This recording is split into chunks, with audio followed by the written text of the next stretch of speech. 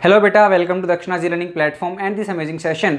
और आज हम डिस्कस करने वाले हैं chemistry part of your NEET MJT 3 जो हाल ही में आपका हुआ है। तो अगर हम बात करें इस पेपर में बेटा वही 45 क्वेश्चंस हैं, वही 15 equally divided between your 3 parts of chemistry. तो इनऑर्गेनिक केमिस्ट्री इस बार हल्का सा थोड़ा जो है टफ रहा एज़ कम्पेयर टू हमारे जो 2 MJT हुए हैं पिछले 1 और 2, उनकी कंपैरिजन में थोड़ा सा क्या है ये टफ था। थ्योरेटिकल क्वेश्चंस जो आए थे, मान लीजिए चाहे वो आपका हाइड्रोजन एंड कंपाउंड्स में से हो, तो वो वाले थोड़े से जो हैं आपको दिक्कत दे सकते थे। तो 4-5 क्वेश्चन ऐसे थे जो फंसने वाले थे। बाकी अगर हम देखें तो फिजिकल और ऑर्गेनिक पेपर बहुत आसान था, वहाँ पे कुछ ज़्यादा डिफिकल्टी नहीं थी। तो चलिए शुरू करते हैं। सबसे पहले इनऑर्गेनिक के ही क्वेश्चन डिस्कस करेंगे हम, उसके बाद फिजिकल एंड देन फाइनली हम जो है ऑर्गेनिक केमिस्ट्री के। तो जिस सीक्वेंस में मेरे पास पेपर है वही हम डिस्कस करने वाले हैं। तो पहले सारे इनऑर्गेनिक के डिस्कस यहाँ पे बेटा करेंगे। तो चलिए शुरू करते हैं क्वेश्चन नंबर 1 से। क्वेश्चन नंबर 1 में आपसे पूछा गया है the complex which has no d electrons in the central metal atom is. तो भाई सेंट्रल मेटल जो है आपका, सेंट्रल मेटल एटम जो है उस पर d इलेक्ट्रॉन्स नहीं होने चाहिए। Question number 1। तो क्या क्या ऑप्शन में दे रखा है बेटा आपका, अगर आप फर्स्ट चेक करो तो ये काफ़ी आसान क्वेश्चन है। KMnO4 है ना, और माइनस आपका ये रहा कॉम्प्लेक्स पे। तो बोल रही हैं कि भाई इसमें सेंट्रल मेटल जो है, जैसे यहाँ पे क्या है बेटा मैग्नीज है, तो मैग्नीज पे हमारे d इलेक्ट्रॉन्स हैं या नहीं, कैसे चेक करेंगे। आप ऑक्सीडेशन नंबर निकालिए यहाँ से, मान लिया x है और ऑक्सीजन कितना हो जाएगा बेटा, 4 ऑक्सीजन है, -2 हर एक पे, वो इज इक्वल टू जो टोटल चार्ज है इस कॉम्प्लेक्स पे दैट इज -1। तो यहाँ से जो हमारे पास निकल के आया x इज इक्वल टू कितना आ गया बेटा, +7। अब अगर x इज इक्वल टू +7 आया है, इसका मतलब ये हुआ अगर आप मैग्नीज का इलेक्ट्रॉनिक कॉन्फ़िगरेशन वैसे लिखते हो तो क्या आता है बेटा, आपका आएगा 3d5 4s2 +7। जब आप करोगे तो s के 2 इलेक्ट्रॉन भी निकल जाएंगे और बेटा d के ये 5 भी निकल जाएंगे। तो यहाँ पे क्या आ जाएगा, ये कॉन्फ़िगरेशन अगर आप देखोगे तो d 0 आ जाएगा। इसका मतलब ये हुआ कि यहाँ पे d में इलेक्ट्रॉन्स क्या है बेटा, नहीं है। तो जो राइट आंसर होगा हमारा इस क्वेश्चन का वो क्या होगा, ऑप्शन नंबर 1 ही हो जाएगा। करेक्ट आंसर क्या है बेटा, ऑप्शन नंबर 1। बाकी के ऑप्शन अगर आप देखना चाहो तो देखिए ऑप्शन नंबर 2 में आपसे बोला गया है कोबाल्ट का एक कॉम्प्लेक्स है और लिगेंड जो है बेटा वो अमोनिया है, अमोनिया के 6 हैं, तो कोऑर्डिनेशन नंबर 6 है 3+। यहाँ पे अगर आप देखेंगे तो अमोनिया तो बेटा न्यूट्रल है, तो अमोनिया से तो इसके ऑक्सीडेशन नंबर में कोई फर्क नहीं पड़ेगा, लेकिन कॉम्प्लेक्स पे +3 है, विच मीन्स कि कोबाल्ट पे क्या है बेटा, +3 है। कोबाल्ट का अगर आप लिखोगे तो वो होता है बेटा, क्या हो जाएगा, 3d7 4s2 राइट। और अगर आप +3 करोगे तो बेटा आ जाएगा d6, और यहाँ पे d6 अगर आप कर रहे हो तो वहाँ पे इलेक्ट्रॉन्स हैं d में। ऑप्शन नंबर 3 की बात कर लेते हैं। 3 में अगर आप देखोगे तो आयरन का एक कॉम्प्लेक्स है और साइनो आपके पास बेटा लिगेंड है, कोऑर्डिनेशन नंबर 6 हो गया और चार्ज हो गया कॉम्प्लेक्स पे आपका -3। तो यहाँ से अगर आप निकालोगे तो साइनाइड पे -1 होता है, x मान लिया हमने आयरन पे, और फिर हमने कहा -6 × 1 इज इक्वल टू -3, और यहाँ से आपको मिलेगा x इज इक्वल टू +3। और अगर आप इसका इलेक्ट्रॉनिक कॉन्फ़िगरेशन लिखोगे तो बेटा ये कोबाल्ट से जस्ट पहले आता है, तो 3d6 4s2 +3 की कंडीशन में आपको देगा 3d5, d में इलेक्ट्रॉन्स हैं। लास्ट ऑप्शन की बात करते हैं, ऑप्शन नंबर 4। एक क्रोमियम का कॉम्प्लेक्स है, वाटर आपका लिगेंड है बेटा, 6 कोऑर्डिनेशन नंबर, चार्ज है +3, और वाटर तो बेटा न्यूट्रल है, तो +3 किस पे है, सीधा क्रोमियम पे है। क्रोमियम का अगर आप इलेक्ट्रॉनिक कॉन्फ़िगरेशन लिखोगे तो 3d5 4s1 होता है, क्योंकि दोनों क्या है इसमें हाफ फील्ड है ना। तो इस तरीके से इसका क्या है इलेक्ट्रॉनिक कॉन्फ़िगरेशन, +3 अगर आप करोगे बेटा तो d में इलेक्ट्रॉन्स तो बचेंगे ही बचेंगे। तो केवल एक ऑप्शन हमारा जो KMnO4 बोल लीजिए आप, MnO4-, उस केस में आपके पास क्या है बेटा, d में इलेक्ट्रॉन्स नहीं होंगे, d0 कॉन्फ़िगरेशन आ रही है, तो वो वाला हमारा करेक्ट आंसर हो जाएगा। आगे देख सकते हैं हम क्वेश्चन नंबर 2। क्वेश्चन नंबर 2 में बेटा आपसे क्या बोला गया है, देखिए अगेन कोऑर्डिनेशन से ही है और हमें IUPAC नेमिंग यहाँ पे करनी है। कॉम्प्लेक्स जो है बेटा वो क्या है, आयरन का ही है, साइनाइड जो है हमारे लिगेंड्स हैं, 6 कोऑर्डिनेशन नंबर है, तो आसान है, कोई बहुत टफ यहाँ पे नेमिंग नहीं पूछ रखी है।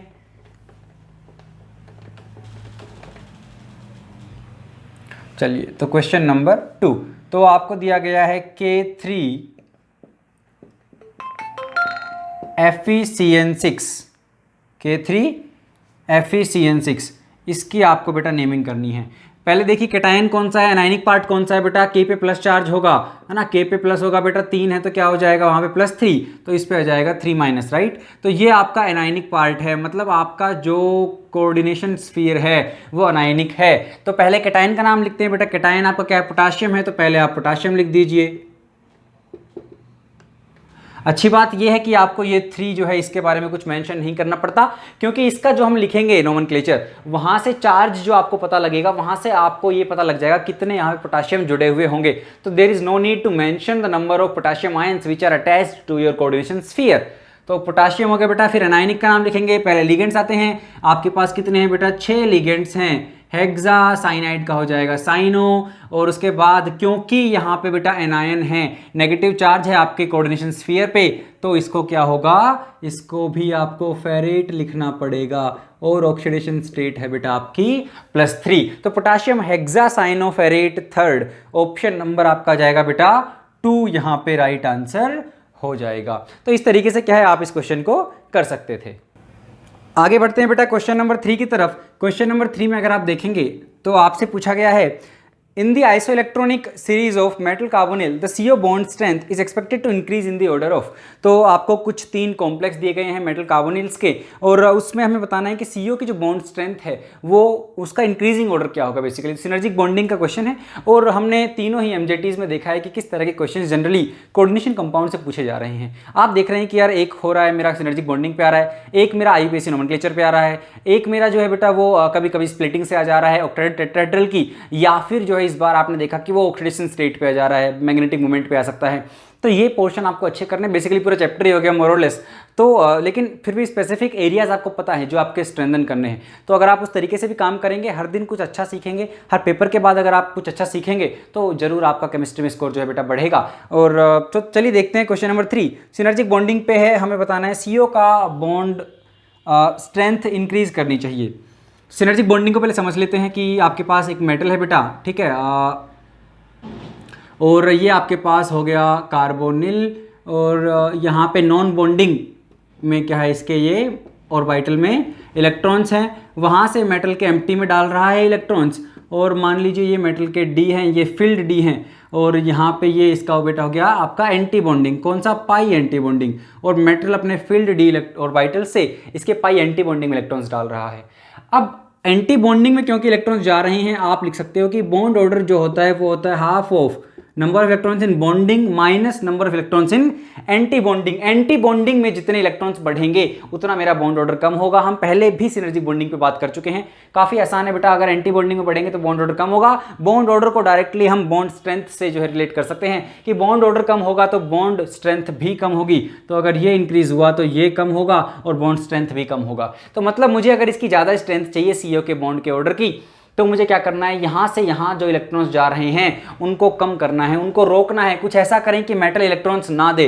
तो मेटल की जो डोनेटिंग कैपेसिटी है, मेटल की जो डोनेटिंग एबिलिटी है, मेटल की जो डोनेटिंग एबिलिटी है बेटा, वहाँ पे हमें क्या करना है, रोक लगानी है एक तरीके से कि ये रिड्यूस हो जाए। तो CO का जो बॉन्ड ऑर्डर है वो इंक्रीज कर जाएगा। तो ये कब होगा, जब मेटल पे कुछ ऐसा हो कि वो इलेक्ट्रॉन्स ना देना चाहे, यानी कि अगर मेटल पे पॉजिटिव चार्ज आ जाए तो वो नहीं देगा, इलेक्ट्रॉन्स नहीं देना चाहेगा।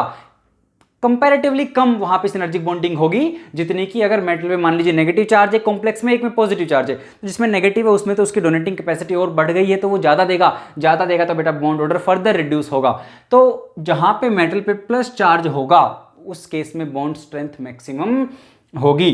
तो अगर आप कॉम्प्लेक्स देखें तो कॉम्प्लेक्स आपको दे रखा है बेटा, एक मैग्नीज है, कार्बोनिल 6 हो गया, प्लस हो गया, फिर उसके बाद आपको क्रोमियम का दे रखा है, कार्बोनिल 6 हो गया, ये न्यूट्रल है, और फिर आपको जो दे रखा है वो वेनेडियम का है बेटा, कार्बोनिल 6, और ये नेगेटिव है क्योंकि कार्बोनिल तो न्यूट्रल लिगेंड है। तो जो आपका कोऑर्डिनेशन स्फीयर पे चार्ज है वो सीधा मेटल पे ही चार्ज है। तो अगर प्लस है तो हमने कहा कि मेटल एंटी बॉन्डिंग में नहीं देगा तो बॉन्ड स्ट्रेंथ मैक्सिमम होगी। तो ये ऑर्डर आना चाहिए, और ये ऑर्डर बेटा आपको मिलेगा ऑप्शन नंबर 2 में। आगे बढ़ते हैं बेटा क्वेश्चन नंबर 4 की तरफ। क्वेश्चन नंबर 4 में आपसे पूछा गया है कि कौन सा स्टेटमेंट इनकरेक्ट है। इस क्वेश्चन में आपको कुछ कंपाउंड्स के नाम दे दिए गए हैं और आपसे इतना उम्मीद किया गया है कि आपको उनका स्ट्रक्चर ड्रॉ करना आता हो, क्योंकि आपसे कई बार रिंग्स पूछ ली हैं, बॉन्ड्स पूछ लिए हैं किस तरीके के हैं, तो आपको बेटा क्या है वहाँ पर स्ट्रक्चर ड्रॉ करना आना चाहिए। तो पहले इसको थोड़ा मिटा लेते हैं।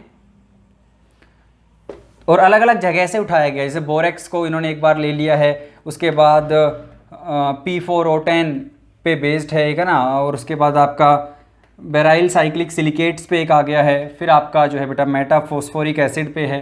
तो आपको हर जगह से दिए गए हैं, तो आपको स्ट्रक्चर ड्रॉ करना आना चाहिए, स्ट्रक्चर पता होना चाहिए उनका। तो फोर्थ में पहला स्टेटमेंट क्या है, बोरेक्स साइक्लिक कंपाउंड जो है आपका हैविंग 2 6 मेंबर्ड रिंग। तो क्या बोरेक्स में 2 6 मेंबर्ड रिंग है बेटा। बोरेक्स की अगर आप बात करोगे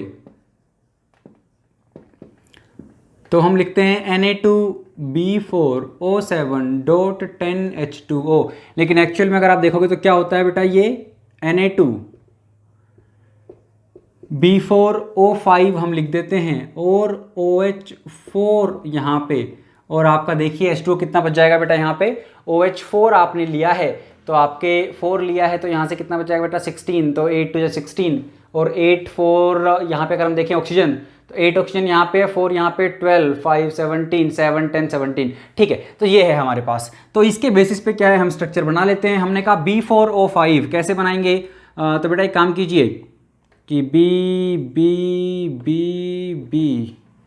है ना, हम हमारा वाला बना लेते हैं। ज़्यादा कुछ अच्छा दिखने का मतलब नहीं, हमें केवल रिंग्स गिननी है और फिर एक आपका इस तरीके से हो जाएगा, ठीक है। अच्छा तो ये हमारा हो गया है B4O5 और उसके बाद क्या है बेटा, यहाँ पे OH जो है 4 आपके, वो हर एक बोरोन एटम पे इस तरीके से आप OH लगा दीजिए। तो यहाँ पे क्या है बेटा, माइनस इस तरीके से, जहाँ पे 4 बॉन्ड्स बन गए हैं यहाँ पे माइनस आ जाएगा, यहाँ पे माइनस आ जाएगा, और यहाँ पे क्योंकि एम्प्टी है तो ये वाले क्या है, यहाँ पे बैक बॉन्डिंग भी होगी। तो अगर हमें 6 मेंबर्ड रिंग्स गिननी है तो हम कितनी बेटा गिनेंगे, यहाँ पे देखिए 1 2 3 4 5 6, एक रिंग यहाँ पे है बेटा, दूसरी रिंग इधर है, तो 6 मेंबर्ड रिंग तो 2 ही हैं। कहीं कहीं पे आपको स्ट्रक्चर अगर आप बहुत ही अच्छे तरीके से बनाएंगे तो हमें ऐसा भी स्ट्रक्चर देखने को मिल सकता है कि B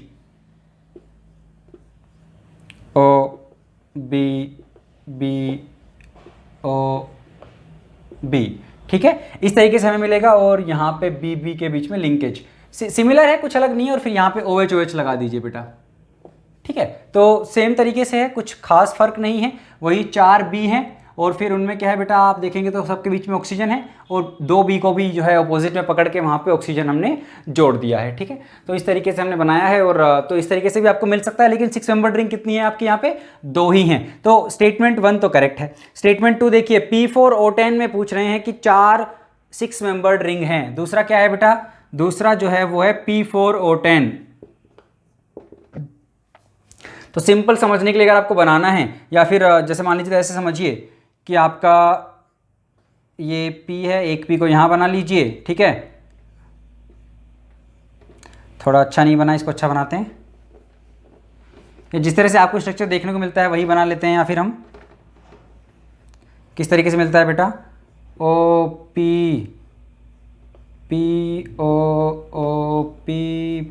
ये हो जाएगा बेटा आपका। और उसके बाद आपको जो देखने को मिलेगा, यहाँ से O कर दीजिए, यहाँ से O कर दीजिए, इसको थोड़ा यहाँ से भी O, double bond O, double bond O, double bond O, double bond O, इस तरह से आपको देखने को मिलता है। तो अगर आप यहाँ पे देखेंगे तो क्या है बेटा, यानी कि सरल भाषा में समझें तो अगर आपको दिक्कत आ रही है इसको ऐसे रटने में, तो क्या करिए, पहले P और P, एक 3 मेंबर्ड रिंग बनाइए, एक P को ऊपर डाल दीजिए। अब जितने भी P आपस में जुड़े हैं बीच में O जरूर है, डायरेक्टली P नहीं जुड़े हैं, POP लिंकेज है बेटा, POP, और यहाँ पे भी POP, यहाँ पे भी POP, यहाँ पे भी इस तरीके से POP ही होगा, ठीक है। और अगर आप देखेंगे तो कितने आपके 6 ऑक्सीजन यूज में आ चुके हैं, 4 बचे हैं, हर P पे डबल बॉन्ड O बना दीजिए, ठीक है। तो इस तरीके से आप समझ सकते हैं। तो अगर आप 6 मेंबर्ड रिंग गिनना चाहेंगे तो देखिए ये एक तरीके से क्या बनाया हमने, आपका नीचे ट्राइंगुलर ये है और एक इस तरीके से, ठीक है।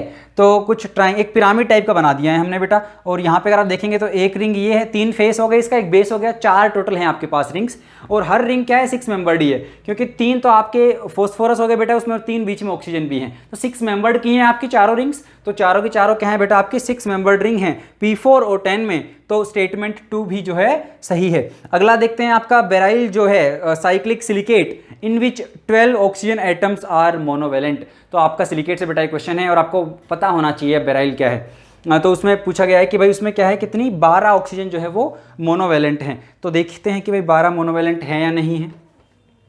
तो पहले 2 तो सही हैं, इतना हमें समझ में आ गया कि फर्स्ट स्टेटमेंट क्या है बेटा, करेक्ट है आपका, बोरेक्स वाला भी करेक्ट है, और P4O10 में भी 4 जो है आपकी 6 मेंबर्ड रिंग है, और बोरेक्स में 2 आपकी 6 मेंबर्ड रिंग है।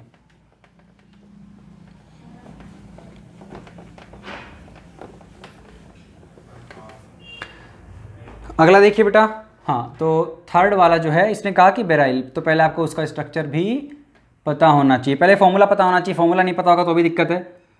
तो Al2Be3 Si6O18, ये ना भी पता हो तो कोई फ़र्क नहीं पड़ता, कुल मिला के आपको ये सिलिकेट वाला पता होना चाहिए। क्या आ रहा है बेटा यहाँ से अगर आप देखेंगे तो एल्यूमिनियम पे +3 आपका हो गया बेटा, बेरिलियम पे +2, एल्यूमिनियम 2 है तो यहाँ से आया +6, यहाँ से भी आया +6, टोटल 12 आ गया बेटा। तो Si6O18 पे क्या हो जाएगा आपका 12 नेगेटिव हो जाएगा, ठीक है, 12 माइनस। तो यहाँ से इसको अगर अपन सिंप्लीफाई करेंगे तो क्या समझ में आ रहा है मुझे कि यार ये तो Si और O3 2 माइनस है। अच्छा, मेरा जो सबसे सिंपल वाला है, जो बेसिक यूनिट है वो आपकी होती है बेटा SiO4 4 माइनस, मतलब हम ऐसे बना लेते हैं, कुछ इस तरीके से हम दिखा देते हैं, राइट, कि मान लीजिए ये आपका सिलिकॉन हो गया और ये आपके ऑक्सीजन है। तो यहाँ पे 4 ऑक्सीजन इस तरीके से क्या है बेटा आपके हैं, और हमने कहा कि भाई यहाँ पे क्या हो जाएगा आपका, क्योंकि कोई भी ऑक्सीजन यूनिट जो है शेयर्ड नहीं है तो आपका यहाँ पे 4 माइनस हो जाएगा, है ना। मतलब सिंपली समझने के लिए ऐसे समझिए, O minus O minus O minus O minus, वही है वो, ठीक है। तो अब जब आप एक शेयर करेंगे, मान लीजिए मैंने ये वाली शेयर कर दी, तो बेटा क्या है आपकी 1 2 3 4 5 6 6 आपकी ऑक्सीजन शेयर्ड नहीं है। आई होप सबको ये सिलिकेट वाला निकालना आता होगा, तो ये बहुत इंपॉर्टेंट है बेटा, ठीक है। तो हमने देखा कि यहाँ पे सिलिकॉन की यूनिट बेटा 2 हो गई हैं, ऑक्सीजन टोटल 7 हैं क्योंकि एक शेयर्ड है, लेकिन चार्ज कितना होगा 6 माइनस।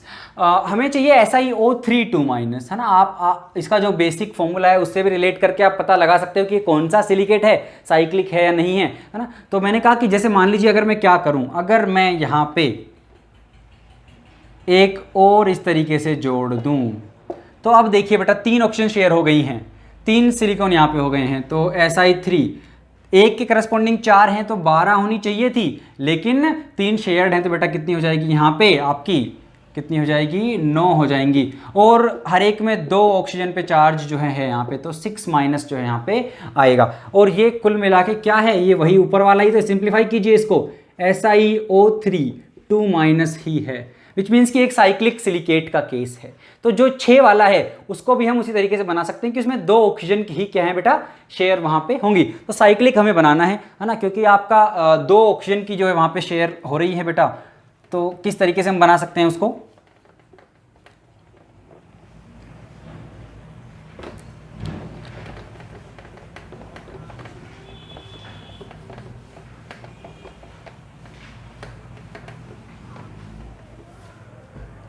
तो आप कुछ इस तरीके से बना सकते हो बेटा इसको, कि ये हो गया और फिर आप इस तरीके से, ये आपका हो गया बेटा, और यहाँ पे इस तरीके से आपका, तो जो ये वाला है और जो बाहर वाला है ये आपके क्या है, वो ऑक्सीजन है जिन पे बेटा क्या होगा चार्ज होगा, और बाकी ये सारे क्या हो जाएंगे शेयर्ड हो जाएंगे। तो कुछ इस तरीके से क्या है बेटा इसका स्ट्रक्चर बनेगा। पूछा क्या था कि 12 ऑक्सीजन एटम मोनोवेलेंट हैं, हमने कहा कि हर एक जो है सिलिकॉन उस वाले में क्या है बेटा 2 ऑक्सीजन है, तो 6 में कितने हो जाएंगे 12 हैं, तो क्या है आपके ये बिल्कुल ठीक है। तो बचा फोर्थ, तो हमें निकालना क्या था बेटा इनकरेक्ट स्टेटमेंट, तो फोर्थ को इनकरेक्ट होना पड़ेगा। अब तक तो सारे सही निकले हैं मेरे। फोर्थ में क्या पूछा गया है समझना, HPO3 thrice cyclic compound in which 3 PP linkages are present. क्या PP लिंकेजेस हैं बेटा HPO3 में, HPO3 थ्राइस साइक्लिक बनाना है। तो मैंने कहा इसका स्ट्रक्चर तो कुछ ऐसा होता है सर, POP और बेटा यहाँ पे PPO आपका हो गया, double bond OH, double bond OH, double bond O और OH। तो यहाँ पे PP लिंकेज तो एक भी नहीं है, सारे के सारे क्या है बेटा आपके POP लिंकेजेस हैं। तो ये क्या हो जाएगा गलत, PP लिंकेजेस नहीं है प्रेजेंट आपके मेटाफॉस्फोरिक एसिड में, तो ये आपका क्या होगा गलत स्टेटमेंट होगा। तो ऑप्शन नंबर 4 आपका रॉन्ग स्टेटमेंट है। आगे बढ़ते हैं बेटा क्वेश्चन नंबर 5 में। क्वेश्चन नंबर 5 में आपसे पूछा गया है find the incorrect match again, और ये क्वेश्चन क्या है बेटा हमारा केमिकल बॉन्डिंग से क्या पूछा गया है, तो कोऑर्डिनेट बॉन्ड्स यहाँ पे बन रहे हैं कुछ, तो इनकरेक्ट बताना है बेटा। चलिए बेटा क्वेश्चन नंबर 5, तो फर्स्ट स्टेटमेंट क्या है, Al2Cl6 बनाया है और बोल रहा है कि इसमें आपके 3C4E 3 centred 4 electron bond present है। तो अगर आप बनाएंगे तो क्या है बेटा वो AlCl3 को डाइमराइज करवा रखा है, तो ये Cl इस तरीके से, दूसरा ये AlCl और बेटा ये Cl, और क्योंकि एम्प्टी था तो वहाँ पे इस तरीके से क्या है कोऑर्डिनेट बॉन्ड भी बन जाएगा, लोन पेयर इसके पास प्रेजेंट था। ठीक है। तो हमने कहा कि यहाँ पे 2 इलेक्ट्रॉन्स तो यहाँ है, फिर इसने लोन पेयर शेयर किया है, तो ये B2H6 की तरह नहीं है जहाँ पे हाइड्रोजन के पास एक ही इलेक्ट्रॉन था, है ना, और आपका जो है वो दोनों तरफ बेटा माना जा रहा है, तो वो आपका जो है आपका 3 सेंटर 2 इलेक्ट्रॉन बॉन्ड था। लेकिन ये वाला क्या है बेटा, आपके 4 इलेक्ट्रॉन इन 3 सेंटर के बीच में है, तो ये आपका 3 सेंटर 4 इलेक्ट्रॉन बॉन्ड है, अनलाइक BH2, ठीक है। मतलब BH3 जो आपका B2H6 जो बनाते हैं उसकी तरह नहीं है, अलग है ना, लोन पेयर है यहाँ पे, वहां से कोऑर्डिनेट बॉन्ड हम बना रहे हैं, ठीक है। तो ये क्या हो जाएगा बेटा, आपका 3C4E बॉन्ड प्रेजेंट है, बिल्कुल सही है। ऑप्शन 2 में देखिए, फिर ये पूछ रहे हैं कि Al2 और क्लोरीन को रिप्लेस कर दिया मिथाइल ग्रुप से CH3 इसमें सारे के सारे कार्बन sp3 हाइब्रिडाइज्ड हैं, तो क्या करेंगे भाई हम यहाँ पे बेटा, देखिए Al है आपके पास, Al है और यहाँ पे ये CH3 हो गया, इस बॉन्ड को फिर थोड़ा इस तरीके से बना लेते हैं और C, ये 3 H हो जाएंगे बेटा, यहाँ पे एक CH3 यूनिट आ जाएगी, यहाँ पे एक CH3 यूनिट, यहाँ पे एक CH3, यहाँ पे एक CH3, तो आपके क्या है बेटा, यहाँ पे भी अगर आप देखेंगे तो आपका क्या हो जाएगा, 3 सेंटर में 2 इलेक्ट्रॉन वाली कहानी यहाँ पे भी होगी। तो लेकिन अगर आप हाइब्रिडाइजेशन देखना चाहेंगे तो ये वाले का क्या है बेटा, sp3 है और इसका भी क्या है बेटा, sp3 ही है। तो हाइब्रिडाइजेशन तो सारे कार्बन का क्या है बेटा, वहाँ पे sp3 ही है, तो ऑप्शन नंबर 2 भी सही है। ऑप्शन नंबर 3 में अगर आप देखोगे तो वहाँ पे क्या है, I2Cl6, इसको बोला है कि ये नॉन प्लेनर है, तो I2Cl6 क्या ये नॉन प्लेनर है, हमें ये देखना है।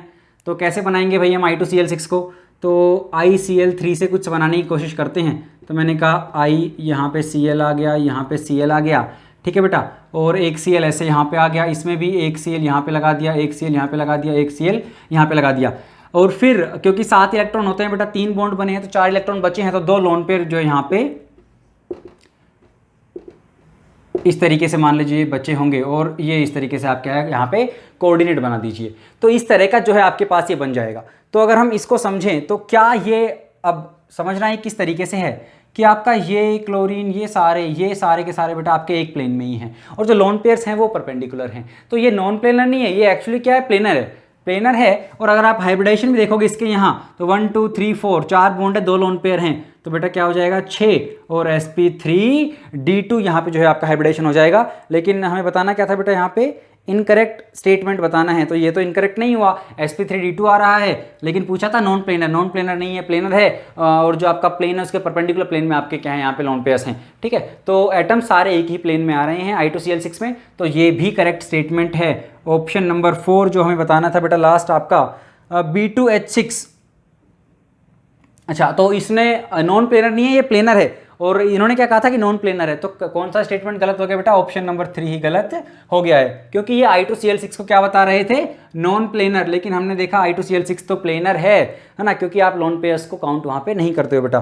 तो अगर हम देखें B2H6 में बोल रहे हैं नॉन पोलर है, B2H6 नॉन पोलर है, तो ये बात तो ठीक है, कोई दिक्कत नहीं है।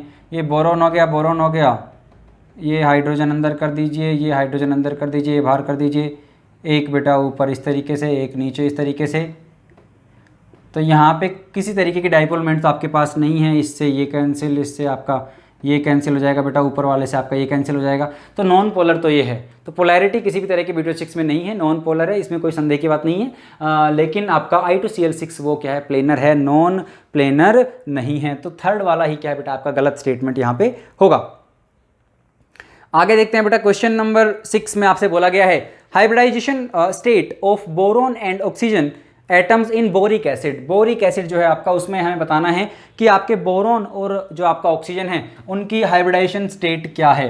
तो आसान क्वेश्चन है बेटा, बस आप थोड़ा सा गलती कर सकते थे, कहाँ पे, जहाँ पे जो आपका बैकबॉन्डिंग हो रहा है ऑक्सीजन से बोरोन के एम्प्टी में, है ना, H3BO3 बोरिक एसिड, तो मैंने कहा ये B हो गया, ये OH हो गया, ये B हो गया, ये OH हो गया। यहाँ पे बेटा क्योंकि एम्प्टी और वाइटल है, क्योंकि इसके 6 ही इलेक्ट्रॉन हैं अभी, तो ये क्या है, यहाँ से आपके जो ऑक्सीजन है वो इसको बैक बॉन्डिंग करके इलेक्ट्रॉन्स वहाँ से देंगे। तो जिसकी वजह से क्या, देखिए इसका तो आपका क्या है, 3 बॉन्ड्स बने हुए हैं बेटा, तो क्या हो जाएगा, ये sp2 हो जाएगा। और आपका क्योंकि ये लोन पेयर आपका आप कॉन्जुगेशन में जा रहा है एक तरीके से, उसके एम्प्टी और वाइटल में जा रहा है, तो ये नॉन बॉन्डिंग में होगा, ये आपका क्या है, हाइब्रिड और वाइटल में नहीं हो सकता। तो ये वाला क्या है आपका केवल दो बॉन्ड और एक लोन पेयर को ही आप काउंट करेंगे। तो यहाँ पे क्या बैठेगा हमारा, यहाँ पे ऑक्सीजन का हाइब्रिडाइजेशन भी sp2 होगा। और ये वाली गलती आप कर सकते थे, है ना, लेकिन ध्यान रखना एक तो बेटा जो इसका एम्प्टी ऑर्बिटल है वहाँ पे जाएगा, तो आपका एक ही बचेगा जिसको आपको काउंट करना है हाइब्रिडाइजेशन में। तो 3 काउंट होंगे, स्टेरिक नंबर 3 मीन्स sp2। तो दोनों ही sp2 हैं, ऑप्शन नंबर 3 यहाँ पे करेक्ट आंसर होगा। आगे बढ़ते हैं बेटा, क्वेश्चन नंबर कौन सा है, क्वेश्चन नंबर 7 में पूछा गया है in which of the following do not form amalgam with Hg। तो Hg के साथ कौन अमलगम नहीं बनाता है? अमलगम क्या है भाई, आपका एक अलॉय है बेटा जिसमें मरकरी के साथ कोई दूसरा आपका मेटल वहां पे रहेगा। तो Hg के साथ किसी दूसरा मेटल भी, और वो मिलके क्या है, एक अलॉय फॉर्मेशन वहां पे करते हैं। लेकिन कौन नहीं बनाता? आपने देखा है कि भाई सोडियम बनाता है आपका, राइट, आपका Ag बना लेता है, Au बना लेता है, क्योंकि ये थोड़े क्या है सॉफ्ट मेटल्स हैं, और मरकरी जो है इनके लैटिस में जाके वहां पे एक तरह से डिस्पर्स हो जाता है ना, ये वहां पे उसको आने देते हैं। लेकिन अगर आपका कोई ऐसा रहा जिसमें मेटालिक बॉन्डिंग बहुत स्ट्रॉन्ग है, आपका आयरन रहा, कोबाल्ट रहा, निकल रहा, जिनकी मेटालिक बॉन्डिंग स्ट्रॉन्ग है, तो वो आप समझ सकते हैं कि जो आपका मरकरी है उसको घुलने नहीं देंगे अपने आप में, है ना, क्योंकि उनकी बॉन्डिंग ही काफी स्ट्रॉन्ग है, तो वहां पे वो अलॉय फॉर्मेशन नहीं कर पाएगा। तो आपसे पूछा गया कौन कौन नहीं बनाएगा, तीनों ही जो दिए हैं वो स्ट्रॉन्ग बॉन्डिंग वाले दिए हैं आपके, तीनों में मेटालिक बॉन्डिंग काफ़ी अच्छी होती है, तो वो मरकरी को डिफ्यूज़ नहीं होने देंगे अपनी उसमें, तो वहाँ पे अलॉय फॉर्मेशन नहीं होगा बेटा। तो चाहे आयरन हो, चाहे कोबाल्ट हो, चाहे निकल हो, तीनों के तीनों में ही ये नहीं होगा। वैसे भी आपका सही तो ये क्वेश्चन हुआ ही होगा, क्योंकि इसमें एक फोर्थ ऑप्शन है ऑल करके, और जब भी आपका नीट का एग्जाम होता है उसमें अगर ऑल है तो 99% चांसेस हैं कि वही ऑप्शन आपका आंसर होता है। तो सही तो आपने कर दिया होगा, लेकिन आपको लॉजिक यहाँ पे सही पता होना चाहिए, और आगे अगर ये क्वेश्चन आता है तो आपका गलत नहीं होना चाहिए। तो अगर Ag है, Au है, आपका सोडियम है, जो थोड़े सॉफ्टर हैं, जो जिनमें उतनी स्ट्रॉन्ग जो है बॉन्डिंग वहाँ पे नहीं है, वो अलाउ करेंगे, मरकरी डिफ्यूज़ कर जाएगा, अलॉय फॉर्मेशन होगा। लेकिन जो स्ट्रॉन्ग वाले हैं वो नहीं करेंगे अलाउ, ठीक है। तो तीनों ही नहीं करेंगे, तो तीनों ही अमलगम फॉर्मेशन नहीं कर पाएंगे। तो क्या है, सारे के सारे, यानी कि करेक्ट आंसर कौन सा होगा आपका, all of them, option number 4। तो ये था बेटा क्वेश्चन नंबर 7th। तो यहाँ पे ही लिख देते हैं 7th में क्या आ जाएगा आपका, 4th ऑप्शन करेक्ट है। आगे चलते हैं बेटा क्वेश्चन नंबर 8। क्वेश्चन नंबर 8 में पूछा गया है कि during manufacture of steel by Bessemer process. तो बेसमर कन्वर्टर जो आपने पढ़ा है मेटलर्जी में, तो बोल रहे हैं स्टील जब हम बनाते हैं वहाँ पे, तो लाइनिंग ऑफ सिलिका ब्रिक्स हम यूज़ करते हैं। वो क्यों यूज़ करते हैं, कौन सी इंप्योरिटी को आपको हटाना होता है वहाँ पे? तो क्वेश्चन नंबर 8 हम देख लेते हैं इसको पहले। चलिए क्वेश्चन नंबर 8, तो जो सिलिका की जो लाइनिंग यूज़ करते हैं वो कौन सी इंप्योरिटी को हटाने के लिए हम करते हैं? भाई मान लीजिए आपका क्या है, ब्लास्ट फर्नेस से आपको पिग आयरन मिला बेटा, जो 95% आयरन होता है, राइट। उसके बाद फिर हमने क्या किया भाई, आयरन के स्क्रैप डाले थोड़े से, है ना, कार्बन डाला, ऑक्सीजन डाला, और वहाँ पे आपको कास्ट आयरन मिल गया। मान लीजिए ये भाई आपका 98% है। अब आपकी कोशिश है कि यहाँ से भाई स्टील बन जाए। तो अब लेकिन इस प्रोसेस में जब हम बनाते हैं बेसमराइजेशन में, तो क्या बोल रहे हैं, आप बेसमर कन्वर्टर में क्या है डालते हैं, और वहाँ पे एक सिलिका की लाइनिंग होती है, वो क्या करती है, तो जितनी भी इंप्योरिटीज़ यहाँ पे है, उन इंप्योरिटीज़ को बेटा हम क्या करते हैं, ऑक्सीडाइज करने के लिए आप ऑक्सीजन का यूज़ करते हैं। तो जो कार्बन होगा बेटा वो ऑक्सीजन से साथ करके CO2 बना लेगा, जो फॉस्फोरस होगा वो क्या बना लेगा बेटा, P4O10 बना लेगा, जो आपका सिलिकॉन होगा वो क्या बना लेगा बेटा, SiO2 बना लेगा, जो आपका और क्या क्या हो सकता है बेटा, आपका मैंगनीज हो सकता है, वो आपका क्या बना लेगा बेटा, वहाँ पे MnO2 MnO इस तरीके से बना लेगा आपका। इसके बाद ये आपकी सारी इंप्योरिटीज़ हैं बेटा, ये आपके ऑक्साइड्स में कन्वर्ट हो चुके हैं, मतलब रिस्पेक्टिव क्या है बेटा, उनके ऑक्साइड्स बन चुके हैं। अब आप समझिए, जैसे मान लीजिए भाई ये आपकी क्या है बेटा, नॉन मेटल की इंप्योरिटीज़ हैं, जैसे नॉन मेटल के ऑक्साइड्स हैं आपके, तो क्या होंगे, ये आपके एसिडिक ऑक्साइड्स होंगे। तो इनको अगर मुझे निपटाना है तो मैं क्या करूँगा, जैसे CO2 तो गैस है, ये तो खुद ही चली जाएगी। जैसे मान लीजिए P4O10 है, तो क्या होगा बेटा, इसके लिए आपको बेसिक मिलाना पड़ेगा, कुछ CaO कैल्शियम ऑक्साइड से आप मिलाएंगे। लेकिन आपसे क्वेश्चन में आपको दिया गया है कि भाई बेसमर कन्वर्टर में हम क्या यूज़ कर रहे हैं बेटा, सिलिका की लाइनिंग। सिलिका की लाइनिंग आप यूज़ कर रहे हो, तो बेटा वो मैंगनीज ऑक्साइड को निपटाने में काम में आएगी, क्योंकि यहाँ से आपका बनेगा मैंगनीज सिलिकेट MnSiO3, ये स्लैग बनेगा, क्योंकि बेटा ये आपका क्या है, बेसिक है यहाँ पे, है ना, MnO मान लीजिए, MnO2 स्लाइटली बेसिक रहेगा, और ये आपका थोड़ा एसिडिक रहेगा, तो वहाँ पे आपका एसिड बेस रिएक्शन होगी, स्लैग बन जाएगा, और MnSiO3 जो मैंगनीज सिलिकेट है इसकी फॉर्म में स्लैग बनेगा। एसिडिक इंप्योरिटीज़ रहेंगी तो वहाँ पे हम बेसिक मिलाएंगे, और बेसिक इंप्योरिटी तो एसिडिक मिलाएंगे, ताकि एसिड बेस रिएक्शन हो, और फिर स्लैग बन के क्या उनको बाहर निकाल देंगे। तो इस तरीके से हम उन इंप्योरिटीज़ को हैंडल करते हैं। तो सिलिका की अगर लाइनिंग की बात कर रहे हैं, ये SiO2 मिला रहे हैं, इन्होंने दे दिया सिलिका की लाइनिंग है तो SiO2 है, SiO2 है तो हम क्या करेंगे यहाँ पे MnO2 के लिए वो यूज़ में आएगा। तो ऑल ऑफ दिस भी आंसर है, सारी इंप्योरिटीज़ को हम हटाते हैं। लेकिन अगर एसिडिक है तो आपका कैल्शियम ऑक्साइड लगेगा बेटा, बेसिक ज़्यादा है तो आपका एसिडिक लग जाएगी। तो ऑप्शन कौन सा हो जाएगा हमारा, ऑप्शन नंबर 3 यहाँ पे आंसर होगा और वो है आपका MnO2। आगे बढ़ चलते हैं बेटा क्वेश्चन नंबर 9 पे, और जो कि काफ़ी थ्योरेटिकल क्वेश्चन है। तो इसमें हम बहुत ज़्यादा ऐसे सारे पूरी अब हार्डनेस तो रिवाइज नहीं कर सकते पानी की हम यहाँ पे, लेकिन देखते हैं कि क्यों ये बेस्ट आंसर है हमारा। क्वेश्चन नंबर 9 में क्या बोला गया है, which of the following acts as a best water softening agent. तो भाई पानी को अगर आपको मान लीजिए पानी में हार्डनेस है और उसको अपने को भाई सॉफ्ट बनाना है, सॉफ्ट करना है, आप चाहते हैं झाग वाग बने पानी में, तो कौन सा मेथड बेस्ट है। तो क्या क्या दिया गया बेटा, सबसे पहला ऑप्शन जो दिया गया है वो दिया गया है। तो हम यहाँ पे बात कर लेते हैं कि कौन कौन से मेथड्स हमारे पास बेटा हैं। अगर आपको क्या करना है वहाँ पे वाटर की जो हार्डनेस है उसको अगर हटाना है आपको, और यहाँ पे जितने भी मेथड्स की बात की गई है 1 2 3 4 जो आपको ऑप्शंस दिए गए हैं, सारे के सारे जो परमानेंट हार्डनेस वाले मेथड है बेटा वो दिए गए हैं। टेम्पररी को तो बॉईल करके या फिर आप स्लेक्ट लाइम मिला के ख़त्म कर देते हो, लेकिन वो नहीं, यहाँ पे सारे परमानेंट वाले जो हैं उनके मेथड्स दिए गए हैं। काल्गन मेथड हो गया, जियोलाइट हो गया आपका, है ना, तो ये सारे आपको दिए गए हैं। तो एक एक करके अब हम सबको डिटेल में नहीं पढ़ेंगे क्योंकि डिस्कशन ही है आखिरकार ये, तो उसी तरीके से हम इस क्वेश्चन को देखेंगे बेटा। पहला आपको दिया गया है Na6P6O18 आपको दिया गया है, ठीक है। दूसरा आपको दिया गया है ना, सोडा मेथड है तो वॉशिंग सोडा मेथड है, उसको हम लिख लेंगे, ठीक है। Na2CO3 वाला है। ये आपका क्या है बेटा, ये आपका काल्गन मेथड है। उसके बाद ऑप्शन नंबर 3 में हमें दिया गया है, एक बड़ा सा दिया गया है एल्यूमिनोसिलिकेट, जहाँ पे Na56AlO2 कुछ बहुत बड़ा सा नंबर, SiO2 बहुत बड़ा सा नंबर, समथिंग XH2O, इस तरह का कुछ है। तो ये हमारा कौन सा है बेटा, ये हमारा क्या हो जाएगा यहाँ पे, जियोलाइट मेथड हो जाएगा। और उसके बाद जो 4th ऑप्शन है बेटा वो दिया गया है सिंथेटिक रेजिन। तो यहाँ पे हम बात करें कौन सा मेथड बेस्ट है। सिंथेटिक रेजिन बेटा आपको क्या है, इसमें बेस्ट हमारा ये वाला मेथड है। अगर आपको सारे के सारे परमानेंट हार्डनेस जो पानी की है बेटा उसको दूर करने के काम में आते हैं ये सारे मेथड्स, सिंथेटिक रेजिन बेस्ट है। क्यों बेस्ट है, क्योंकि इसमें हम बेसिकली हमारे पास 2 टैंक होंगे बेटा, ठीक है। और पहले आप क्या है भाई, जो आपका पानी आप उसको इसमें से निकालते हो, जहाँ पे जितने भी कैटायंस हैं वो सारे जो हैं H+ से रिप्लेस हो जाएंगे। जितने भी आपके कैटायंस होंगे आपके पास मान लीजिए कुछ इस तरह का होगा, यहाँ पे RC+OH इस तरह का कुछ हमारे पास होगा, ठीक है। और वो क्या है आपका कैटायन वाले जो होंगे उनसे रिएक्शन करके यहाँ पे क्या हो जाएगा आपका RC+, मान लीजिए कैल्शियम है या मैग्नीशियम है, तो इस तरह से हो जाएगा, तो वो हट जाएगा और आपको मिलेगा H+। सिमिलरली फिर हम यहाँ से ले जाएंगे और यहाँ पे आपको जो एनायन वाला पार्ट होगा, सल्फेट हुए जो भी हुए एनायंस, उन सबको रिप्लेस करके वहाँ पे हाइड्रोक्साइड आ जाएगा। तो आपके पास फाइनली पानी में क्या है, H+ और OH- दोनों मिलकर दोबारा H2O बना लेंगे। तो आपके जितने भी कैटायन और एनायन होंगे सब तरह के कैटायन एनायन दूर हो जाएंगे, आपके पास कुछ भी नहीं बचेगा बेटा पानी के अलावा, डिस्टिल्ड वाटर आपको वहाँ पे मिलेगा। तो बेस्ट मेथड कौन सा है हमारा, सिंथेटिक रेजिन वाला मेथड है।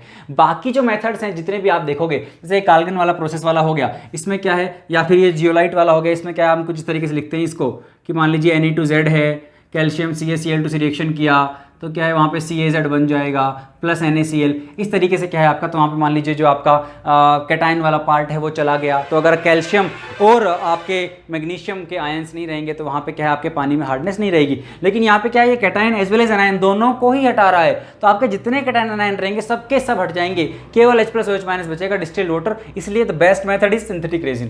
काल्गन मेथड में बेटा क्या होगा, मान लीजिए आपके पास कैल्शियम है, कैल्शियम 2+ है, और इसको अपन इस तरीके से लिखते हैं Na2 Na4 PO3 6, और इन Na4 की जगह आप लगा दीजिए क्या, Ca2, तो वो एक सोल्यूबल कॉम्प्लेक्स बना लेता है। तो कैल्शियम जो है बेटा वो उस कॉम्प्लेक्स के अंदर चला गया, तो फिर वो रिएक्शन करके आपका जो भी साबुन वाबुन है या जो भी है सर्फ वगैरह उसको क्या है वहाँ पे प्रेसिपिटेट नहीं करेगा, तो आपके झाग बनेंगे। तो ये अलग अलग मेथड है। बाइकार्बोनेट वाला ये भी अपने को पता है, तो इसमें जो कैल्शियम होंगे मैग्नीशियम वो CaCO3 इस तरीके से क्या प्रेसिपिटेट हो जाएंगे, तो आपका वहाँ पे अगेन कैल्शियम मैग्नीशियम नहीं बचा, तो हार्डनेस वहाँ पे आपके पानी में क्या है नहीं रहेगी। लेकिन तो ये सारे क्या है, जैसे मान लीजिए भाई ये सारे क्या आपके कैटायंस को वहाँ पे हटा रहे हैं, ये कैटायन एनायन किसी को भी नहीं छोड़ रहा है, तो अब लास्ट में आपको डिस्टिल्ड वाटर मिल रहा है। तो बेस्ट मेथड कौन सा होगा बेटा आपका, synthetic resin is the best, अगर आपको वहाँ पे पानी में से क्या है बेटा हार्डनेस हटानी है। नेक्स्ट देखिए बेटा क्वेश्चन नंबर 10। क्वेश्चन नंबर 10 में आपसे बोला गया है when heated in steam, magnesium को जब स्टीम के साथ हीट करते हैं तो क्या बनता है। देखिए बेरिलियम हो गया बेटा, मैग्नीशियम हो गया, ये सारे क्या हैं कोल्ड वाटर के साथ तो ये दोनों क्या रिएक्शन नहीं करते हैं। आयनेशन एनर्जी क्या है इनकी एक तरीके से हाई है, तो वहाँ पे बेरिलियम से आप +2 बनाना चाह रहे हैं या मैग्नीशियम का हाइड्रोक्साइड या ऑक्साइड बनाना चाह रहे हैं तो वो नहीं बनेगा, क्योंकि क्या है इनको आयनाइज करना वहाँ पे मुश्किल है। जैसे मान लीजिए आपका लिथियम वगैरह हो जा रहा था, हाइड्रेशन काफ़ी रिलीज हो रही थी, लेकिन यहाँ पे क्या है वो आपको एक तो +2 में लेके जाना है तो वो नहीं हो पाएगा। तो कोल्ड पानी के साथ रिएक्ट नहीं करते, लेकिन अगर आप स्टीम यूज़ कर रहे हैं तो बेरिलियम तो फिर भी रिएक्ट नहीं करेगा, मैग्नीशियम रिएक्ट कर जाता है और खुद का हाइड्रोक्साइड बनाएगा। अब मैग्नीशियम अगर ऑक्सीडाइज हुआ तो किसी को रिड्यूस भी होना पड़ेगा, तो वहाँ पे हाइड्रोजन गैस रिलीज होती है बेटा। तो अगर हम मैग्नीशियम की स्टीम के साथ रिएक्शन करवाएंगे, अगर हम मैग्नीशियम की स्टीम के साथ रिएक्शन करवाएंगे तो हमें वहाँ पे क्या मिल जाएगा, आपको मिल जाएगा H2 गैस और मैग्नीशियम हाइड्रोक्साइड। वो हाइड्रोक्साइड टूट के डिकम्पोज होके हमें मैग्नीशियम ऑक्साइड दे देता है। तो वहाँ पे अगर आप देखो तो आपको magnesium oxide plus hydrogen gas ये मिलेगा if you react magnesium with steam. Cold पानी के साथ कोई रिएक्शन नहीं होगी, पहले बता देता हूँ बेटा। तो यहाँ पे बात, और बेरिलियम तो स्टीम के साथ भी रिएक्ट नहीं करेगा, तो हम बात कर रहे हैं स्टीम के साथ अगर आप रिएक्ट करवाएंगे मैग्नीशियम को तो ये क्या देगा बेटा आपको MgOH ट्वाइस प्लस H2, क्योंकि ये थोड़ा ऑक्सीडाइज हो गया है तो कोई रिड्यूस भी होगा, और ये फिर आपको टूट के बेटा क्या दे देता है, मैग्नीशियम का ऑक्साइड दे देता है। ठीक है, बस पानी हटा दीजिए आप। तो वहाँ पे अगर हम देखें तो magnesium oxide plus H2 option number 2 में आपको दिया गया है। आगे बढ़ते हैं बेटा क्वेश्चन नंबर 11 में आपको एक डायपोल मोमेंट दी गई है किसकी, बेंजीन है, यहाँ पे X है, बोल रहे हैं इसकी जो डायपोल मोमेंट है वो है बेटा 1.5 डिबाई, और आपको जो बतानी है वो क्या किसकी बतानी है, यहाँ पे 3x ही लगा रखे हैं और यहाँ पे x लगाया है। इस x से इसकी डायपोल मोमेंट कैंसिल हो जाएगी, और ये दोनों जो बचे अगर आप देखें तो इन दोनों बीच में बेटा कितने का एंगल है, 120 डिग्री है। तो इधर अगर आप हाफ में देखेंगे तो ये 60 हो गया। x का इधर वाला कॉम्पोनेंट क्या आएगा, x cos 60, और इधर से इस वाले x का आएगा बेटा x cos 60, 2x cos 60, तो ये क्या हो जाएगा बेटा 2x ही हो जाएगा, क्योंकि 2x से वो cos 60 का हाफ कटेगा तो x बचेगा, और इधर वाला जो कंपोनेंट होगा वो डायपोल मोमेंट का कैंसिल हो जाएगा। बेसिक वेक्टर का क्वेश्चन है, कुछ भी नहीं है। तो यहाँ पे जो फाइनल डायपोल मोमेंट यहाँ पे आएगी बेटा वो क्या आएगी, आपकी x वाली जो थी इसकी जितनी थी उतनी ही आ जाएगी, तो 1.5 डिबाई ही आंसर हो जाएगा। ऑप्शन नंबर यहाँ पे क्या होगा बेटा आपका सेकंड यहाँ पे आएगा।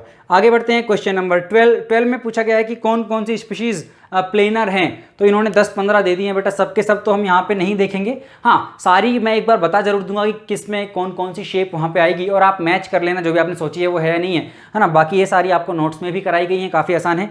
जैसे अगर हम देखें केमिकल बॉन्डिंग से क्वेश्चन है, और ऑप्शन नंबर 1 में आपको दिया गया है I3+, I3- नहीं है, I3- तो लीनियर होता है, I3+ बेटा क्या होगा आपका, ये आपका बेंट शेप का होगा, है ना, क्योंकि 2 लोन पेयर होंगे यहाँ पे।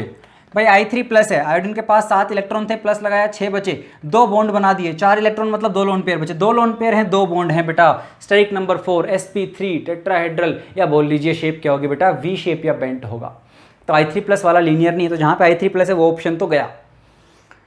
फिर इसी में I3+ वाला जो है, यानी कि जो फर्स्ट ऑप्शन आपका है क्वेश्चन नंबर 12 में, जो फर्स्ट ऑप्शन है उसमें था I3+, जो कि हमने देखा नहीं होगा, V शेप होगी या बेंट होगा। उसके बाद XeF4 बेटा क्या होगा, स्क्वायर प्लेनर होगा इस तरीके से।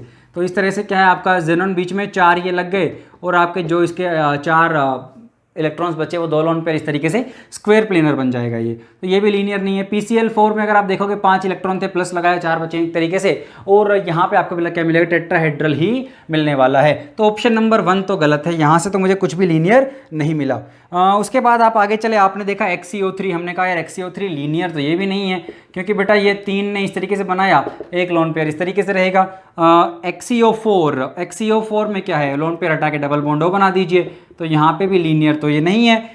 H3O+ भी सबको पता है लीनियर नहीं है, बनाने की जरूरत नहीं है। तो ऑप्शन नंबर 2 में भी हमें कुछ नहीं मिला। ऑप्शन नंबर 3 में चलते हैं बेटा, XeF5+, इसके पास 8 होते हैं, 1 प्लस गया, 7 बचे, तो एक लोन पेयर बच गया बेटा। 5 F हैं, एक लोन पेयर हैं, तो कुछ इस तरीके से बना लीजिए आप। तो 1 2 3 4, एक F ऊपर और 4f इधर एक लोन पेयर, तो क्या आएगा बेटा स्क्वायर पिरामिडल टाइप का आएगा, तो ये भी आपका लीनियर तो नहीं है। तो एक ही ऑप्शन बचता है बेटा इसके बाद, तो ऑप्शन नंबर 4, उसी में सारे लीनियर होंगे फिर, तो 4 क्या होगा मेरा राइट आंसर होगा। आगे अगर आप देखना चाहो i3 माइनस तो लीनियर है, सबको पता है बेटा, ये आपके नोट्स में भी है। उसके बाद आगे चलते हैं XeF6 क्या है बेटा डिस्टॉर्टेड ऑक्टाहेड्रल है, क्योंकि एक लोन पेयर बचेगा यहाँ पे, और अगर आप देखें तो इस तरीके से एक लोन पेयर यहाँ पे भी आएगा बेटा, ठीक है। तो XeF6 क्या है डिस्टॉर्टेड ऑक्टाहेड्रल है, ये लीनियर बिल्कुल भी नहीं है। तो जो लास्ट ऑप्शन है ऑप्शन नंबर 4 उसके सारे हैं, क्योंकि एक है क्या बेटा आपके पास BRF3, क्या है आपके पास यहाँ पे बेटा, एक मिनट हमें क्या बताना था। तो द वेरी फर्स्ट मिस्टेक जो हम करते चल रहे हैं वो इन्होंने लीनियर नहीं बोला है बेटा, वो इन्होंने बोला है प्लेनर, तो प्लेनर के हिसाब से हमें दोबारा देखना पड़ेगा, एक मिनट। तो यहाँ पे आपके पास बेटा था i3+, तो V शेप्ड है, तो ये भी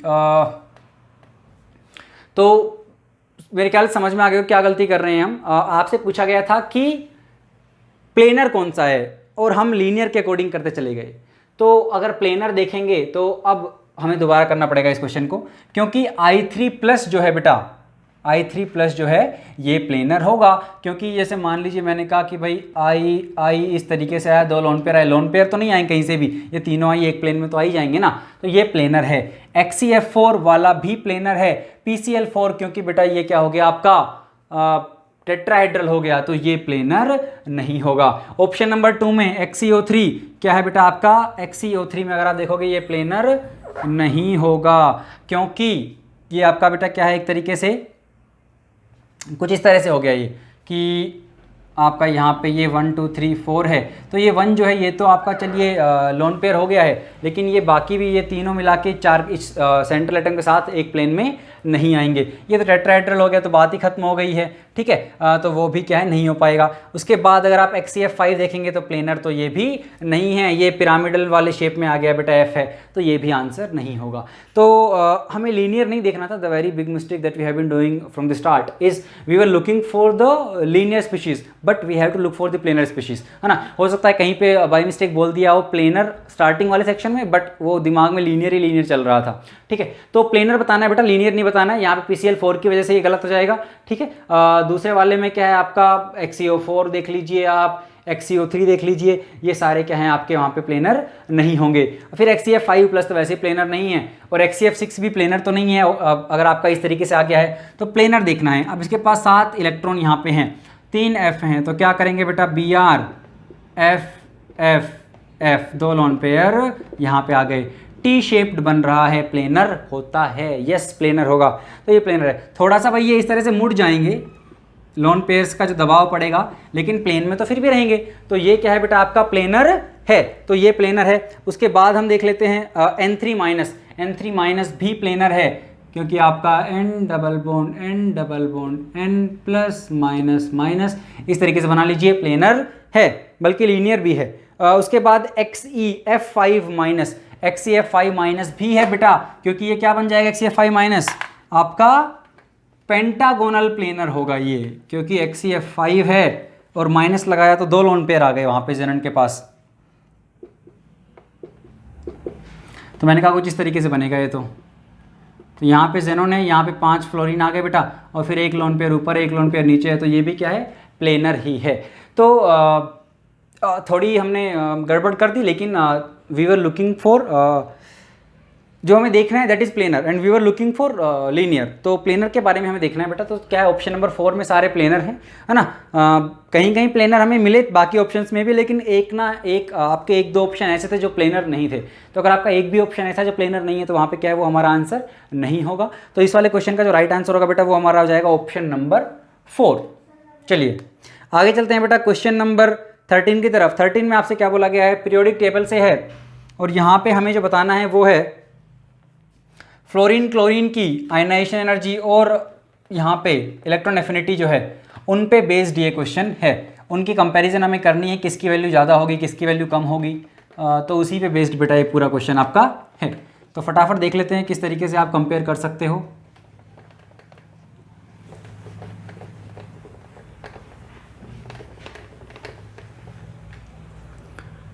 क्वेश्चन नंबर 13। तो जो सबसे पहले बोल रहा है वो बोल रहा है कि आयनाइजेशन पोटेंशियल फ्लोरीन का प्लस आयनाइजेशन पोटेंशियल क्लोरीन का this would be greater than electron affinity fluorine की प्लस इलेक्ट्रॉन एफिनिटी क्लोरीन की। एफिनिटी की बात कर रहा है तो हम पॉजिटिव वैल्यू ही लेके चलेंगे, ठीक है। एनर्जी रिलीज होगी, लेकिन हम क्या है उसको जैसे मान लीजिए आप क्लोरीन का कर रहे हैं वगैरह तो एनर्जी रिलीज होगी, लेकिन हम उसको क्या लेके चल रहे हैं बेटा, वहाँ पे आप पॉजिटिव ही लेके चल रहे हैं क्योंकि एफिनिटी की बात कर रहा है, ठीक है।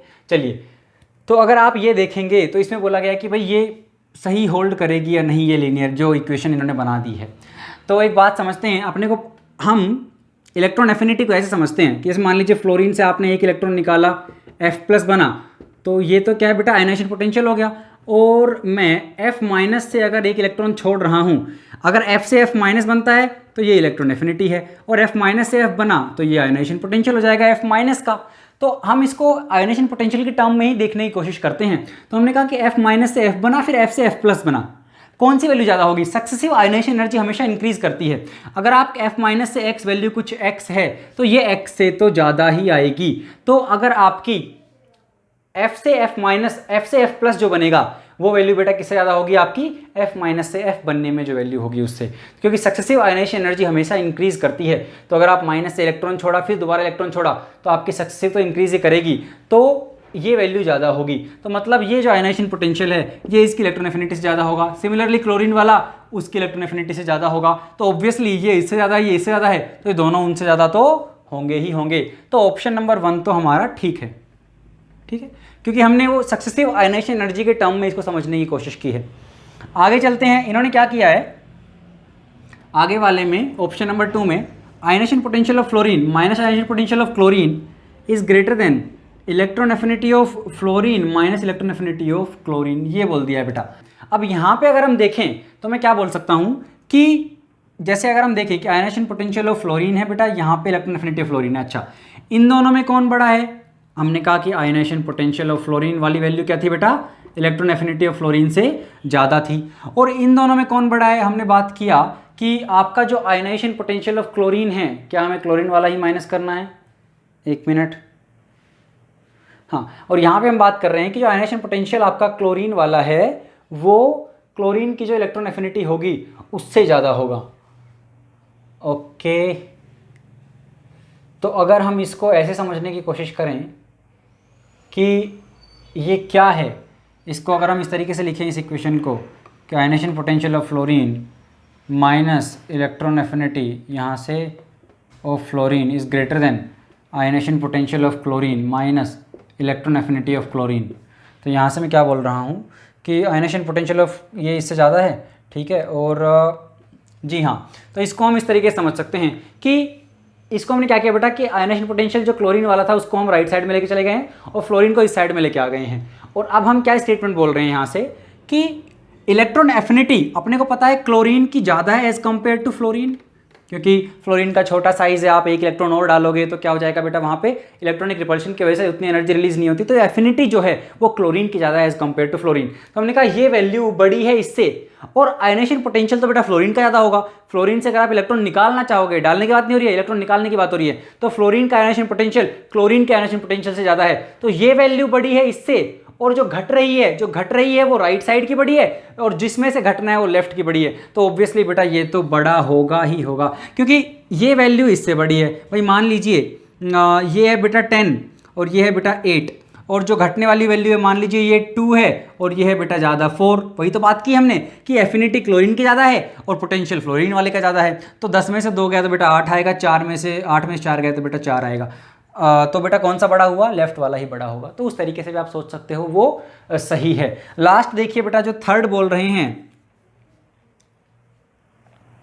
तो पहला भी सही है दूसरा भी सही है, राइट। और दूसरे में हमने क्या यूज़ किया, इक्वेशन को थोड़ा सा इधर उधर किया और एफिनिटी वाला कॉन्सेप्ट यूज़ किया, और पहले में हमने सक्सेसिव आयनाइजेशन एनर्जी वाला कॉन्सेप्ट यूज़ किया। अब थर्ड में देखिए बोल रहे हैं आयनाइजेशन पोटेंशियल फ्लोरीन का प्लस इलेक्ट्रोनेगेटिविटी फ्लोरीन की ज़्यादा होगी इलेक्ट्रोनेगेटिविटी क्लोरीन से प्लस आयनाइजेशन पोटेंशियल क्लोरीन का।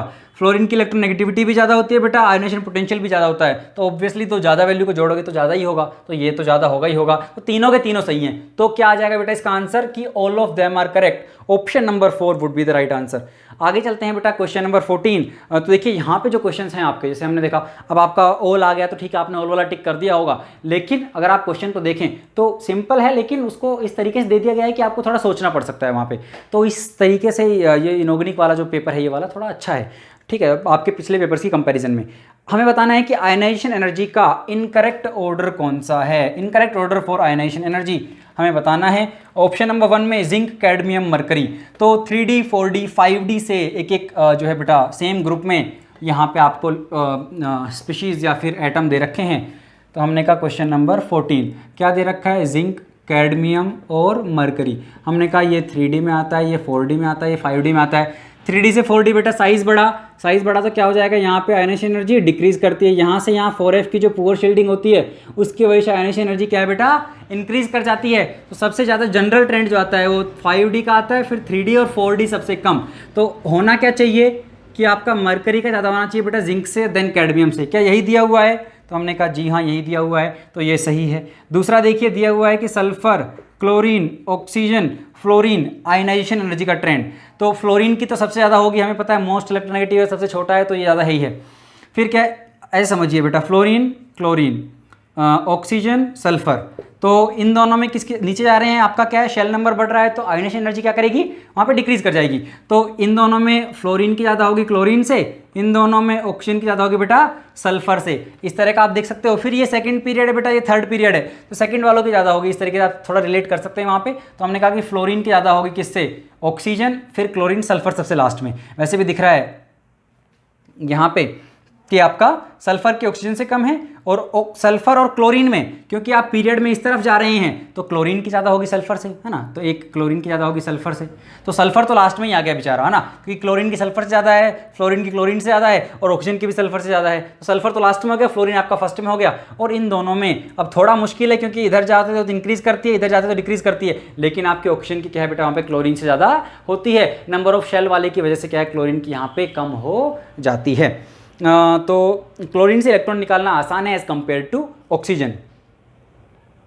उसके बाद तो ये वाला भी सही है बेटा। ऑप्शन नंबर 3 देखिए, पैलेडियम और अर्जेंटम, तो ये क्या है बेटा सिल्वर और पैलेडियम में बात कर रहे हैं, बोल रहे हैं कि आपकी Ag की ज़्यादा होगी, सिल्वर की ज़्यादा होगी।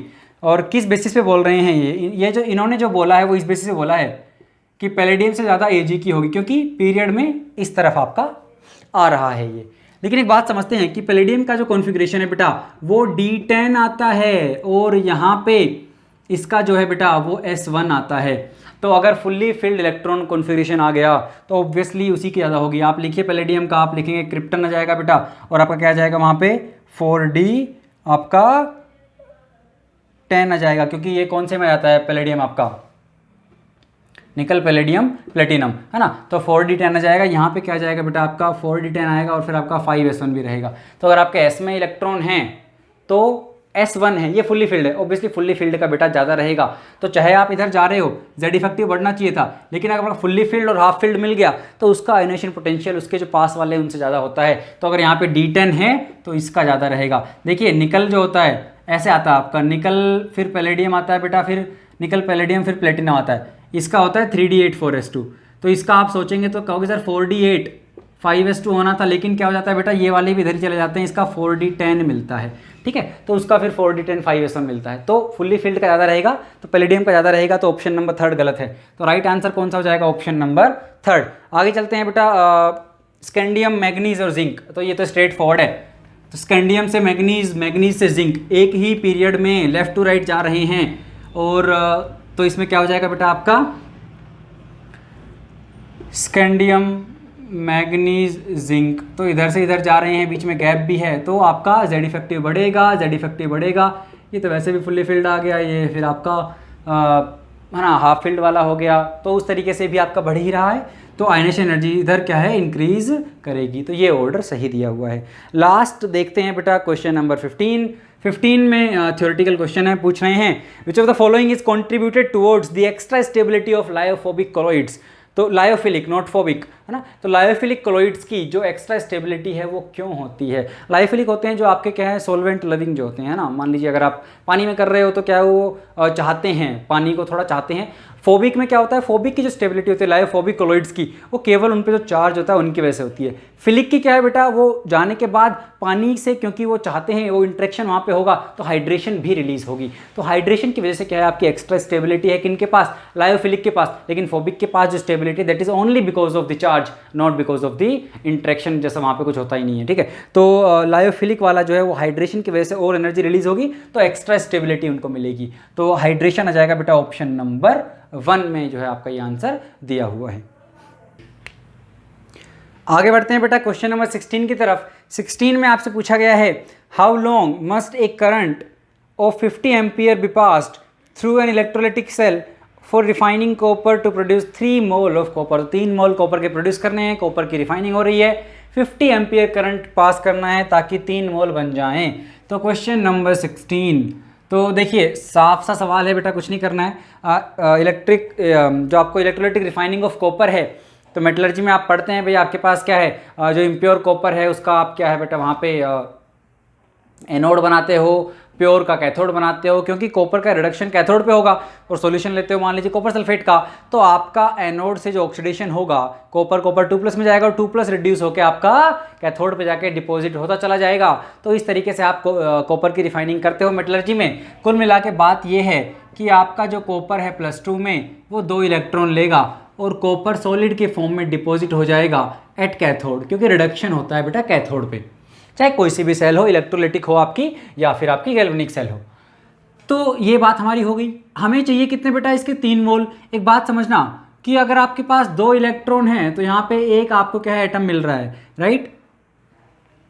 तो अगर आप 2 मोल इलेक्ट्रॉन ले लोगे, 2 मोल अगर लोगे तो इसका 1 मोल मिलेगा, 1 मोल मिल जाएगा यहाँ पे। लेकिन आपको इसका 3 मोल चाहिए, तो कितने मोल इलेक्ट्रॉन लेने पड़ेंगे, 6 mole of electron.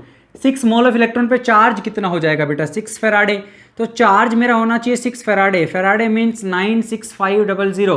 When Faraday is charge on 1 mole of electrons, it means you have to multiply 6 × 10⁻23 into 1.6 × 10⁻19। तो एक इलेक्ट्रॉन पे कितना चार्ज है into number of electrons in 1 मोल, मतलब बहुत ही बेसिक है। तो ये आपका बेटा हो गया 6 मोल ऑफ इलेक्ट्रॉन्स पे चार्ज इज इक्वल टू क्या हो जाएगा बेटा, हमें 3 मोल प्रोड्यूस करने हैं हमें, राइट।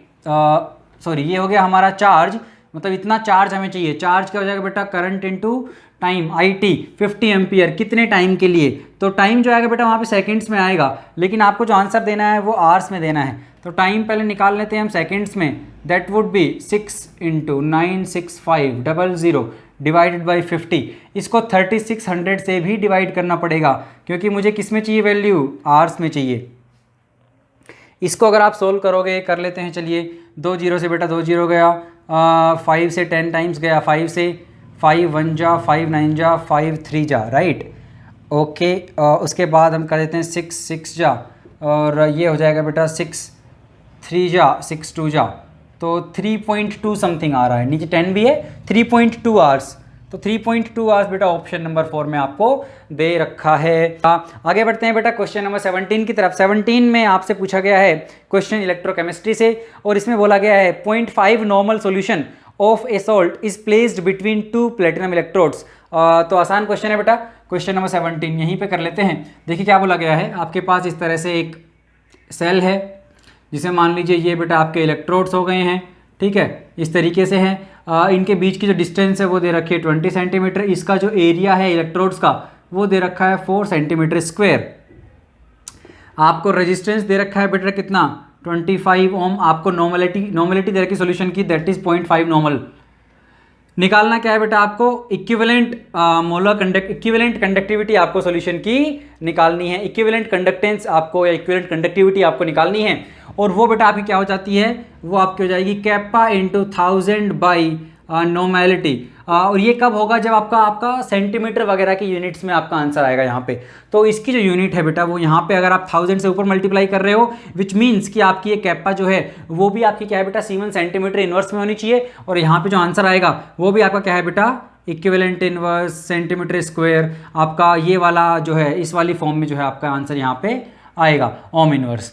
तो यहाँ पे आप वैल्यू रख दीजिए, कैपा की यहाँ पे नहीं पता है, एक हम निकाल लेते हैं कैपा का। यहाँ पे देखिए बेटा आर इज इक्वल टू होता है, बेसिक से चलते हैं, रो एल बाई ए, रो को इधर ले आइए, आर को उधर ले जाइए, 1 by rho kappa 1 by R G L by A, तो कैपा आ गया 1 by R L by A into 1000 by, और ये हाफ का 0.5 का 2 पर चला जाएगा। तो बेटा L दिया हुआ है 20 बाई R दिया हुआ है 25, एरिया दिया हुआ है 4 इंटू 2000, 25 से बेटा कर दीजिए 80, ये हो जाएगा 1600 बाई 4, दैट इज 400। मतलब बहुत ही बेसिक था, कुछ नहीं करना है, वैल्यू पुट करके आंसर निकालना है, बस आपको ये पता होना चाहिए फॉर्मूला कौन सा यूज़ करना है। मीटर की फॉर्म में अगर आपको चाहिए था कि भाई ओम इनवर्स या फिर siemens metre square equivalent inverse, तो आप 1000 को नीचे मल्टीप्लाई करते, राइट। तो वो आपका डेरिवेशन से ही आता है फॉर्मूले का, वो आप निकाल सकते हो। तो 400 आपका ohm inverse centimetre square equivalent inverse, option number 3 यहाँ पे बेटा क्या है आपका हो जाएगा। आगे बढ़ते हैं बेटा क्वेश्चन नंबर 18 की तरफ। 18 में आपसे पूछा गया है an azeotropic mixture of 2 liquids boil at a lower temperature than the boiling point of either of the solution. मतलब सॉल्यूशन में जो आपके 2 कंपोनेंट्स हैं ए एंड बी, तो आपका जो सॉल्यूशन है वो ए और बी का जो बॉइलिंग पॉइंट था उन दोनों के बॉइलिंग पॉइंट से कम पे बॉइल हो रहा है, एजियोट्रोपिक मिक्सचर है। समझना कि अगर कम पे बॉइल हो रहा है मतलब बेटा वेपर प्रेशर क्या है, जो आपका बॉइल कब होता है, जब आपका एटमॉस्फेरिक प्रेशर और वेपर प्रेशर इक्वल हो जाए सॉल्यूशन का। वेपर प्रेशर अगर एटमॉस्फेरिक प्रेशर के कम टेम्परेचर पे इक्वल हो जा रहा है, मतलब क्या है, ज़्यादा वेपर्स आपकी बेटा जो है वेपर फेज में जा रही हैं। ज़्यादा वेपर्स कब जाएंगी, जब ज़्यादा वेपर्स मतलब जा रही है, मतलब इंटरेक्शन जो पहले था ए में जो इंटरेक्शन था अकेले में या बी में जो इंटरेक्शन था, दोनों में मिलाने के बाद जो इंटरेक्शन है वो और वीक हो गया है, इजीली एस्केप हो पा रहे हैं पार्टिकल्स इन वेपर फेज। और अगर इजीली एस्केप हो रहे हैं, इसीलिए बेटा कम टेम्परेचर पे आपका जो वेपर प्रेशर है वो आपका एटमॉस्फेरिक प्रेशर के इक्वल पहुंच जा रहा है और बॉइलिंग शुरू हो जा रही है, क्योंकि बोला गया है कि बॉइलिंग पॉइंट दोनों के बॉइलिंग पॉइंट से कम है। तो मतलब जो किसी टेम्परेचर पे जो पार्शियल प्रेशर है इनका, वो उन दोनों वाले से क्या है, ज़्यादा है। ठीक है, तो मतलब ज़्यादा वेपर्स निकल के जा रही हैं, तो जो ये आइडियल लॉ को तो फॉलो नहीं करेगा, रोल्स लॉ को, तो रोल्स लॉ से ऑब्वियसली डेविएट कर रहा है। एजियोट्रोपिक मिक्सचर होते ही वो हैं जो कांस्टेंट बॉइलिंग मिक्सचर होते हैं, जिनको आप वेपर फेज में भी सेम कंपोजिशन रहेगी लिक्विड वाली, लेकिन मेन बात है कि ऑब्वियसली डेविएट करते हैं। और 2 तरह के होते हैं बेटा, एक मिनिमम बॉइलिंग, मैक्सिमम बॉइलिंग।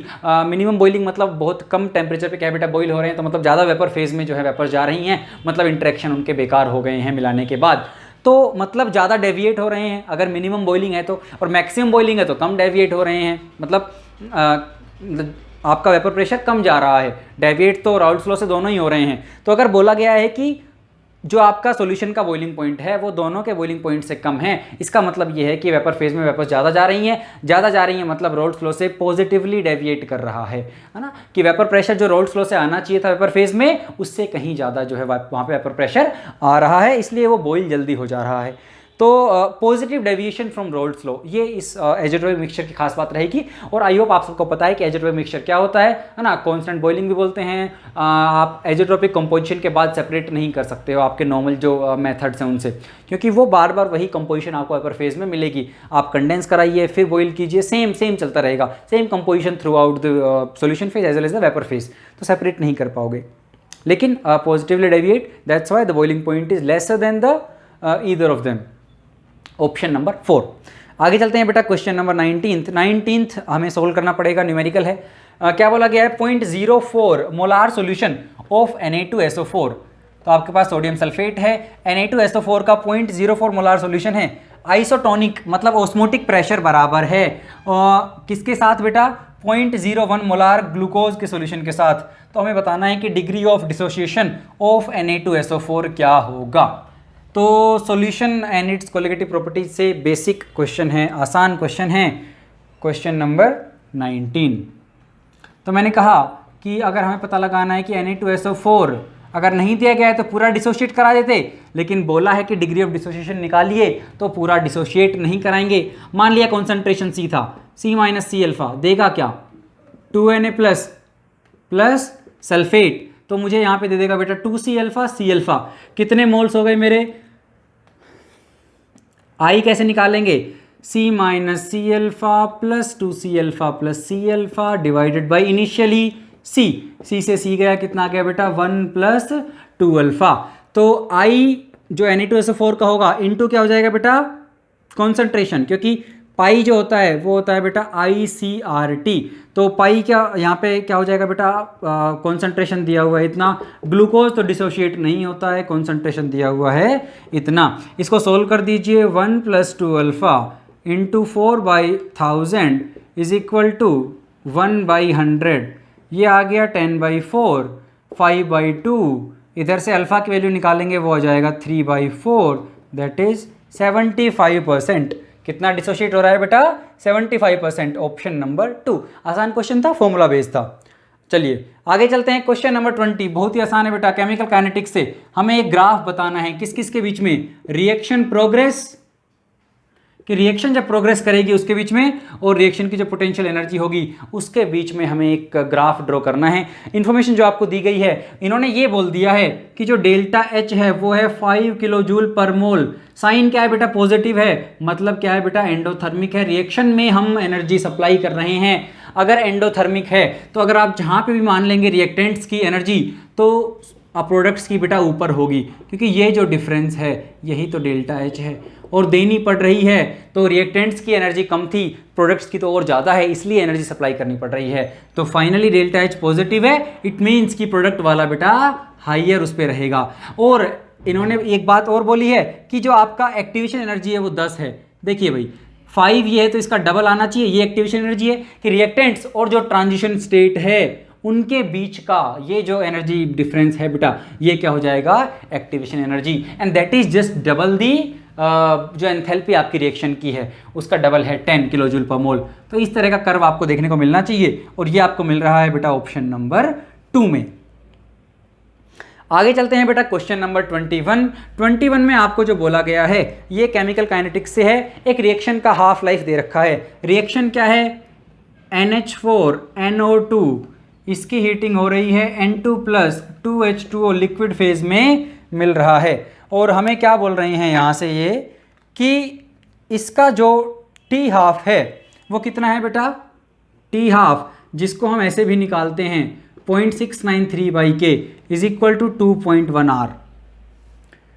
फिर बोल रहे हैं कि अगर 8 ग्राम, अगर आपने ये 8 ग्राम लिया था तो ये बताइए अगर रिएक्शन 90% डिकम्पोज होती है, मतलब 90% अगर ये डिकम्पोज हुआ आपका रिएक्टेंट, तो H2O N2 का वॉल्यूम कितना होगा STP पे, एक तो ये बताइए, प्लस ये भी बताइए कि कितना टाइम लगेगा इस 90% को डिकम्पोज होने में। अच्छा क्वेश्चन है अपने आप में, ठीक क्वेश्चन है।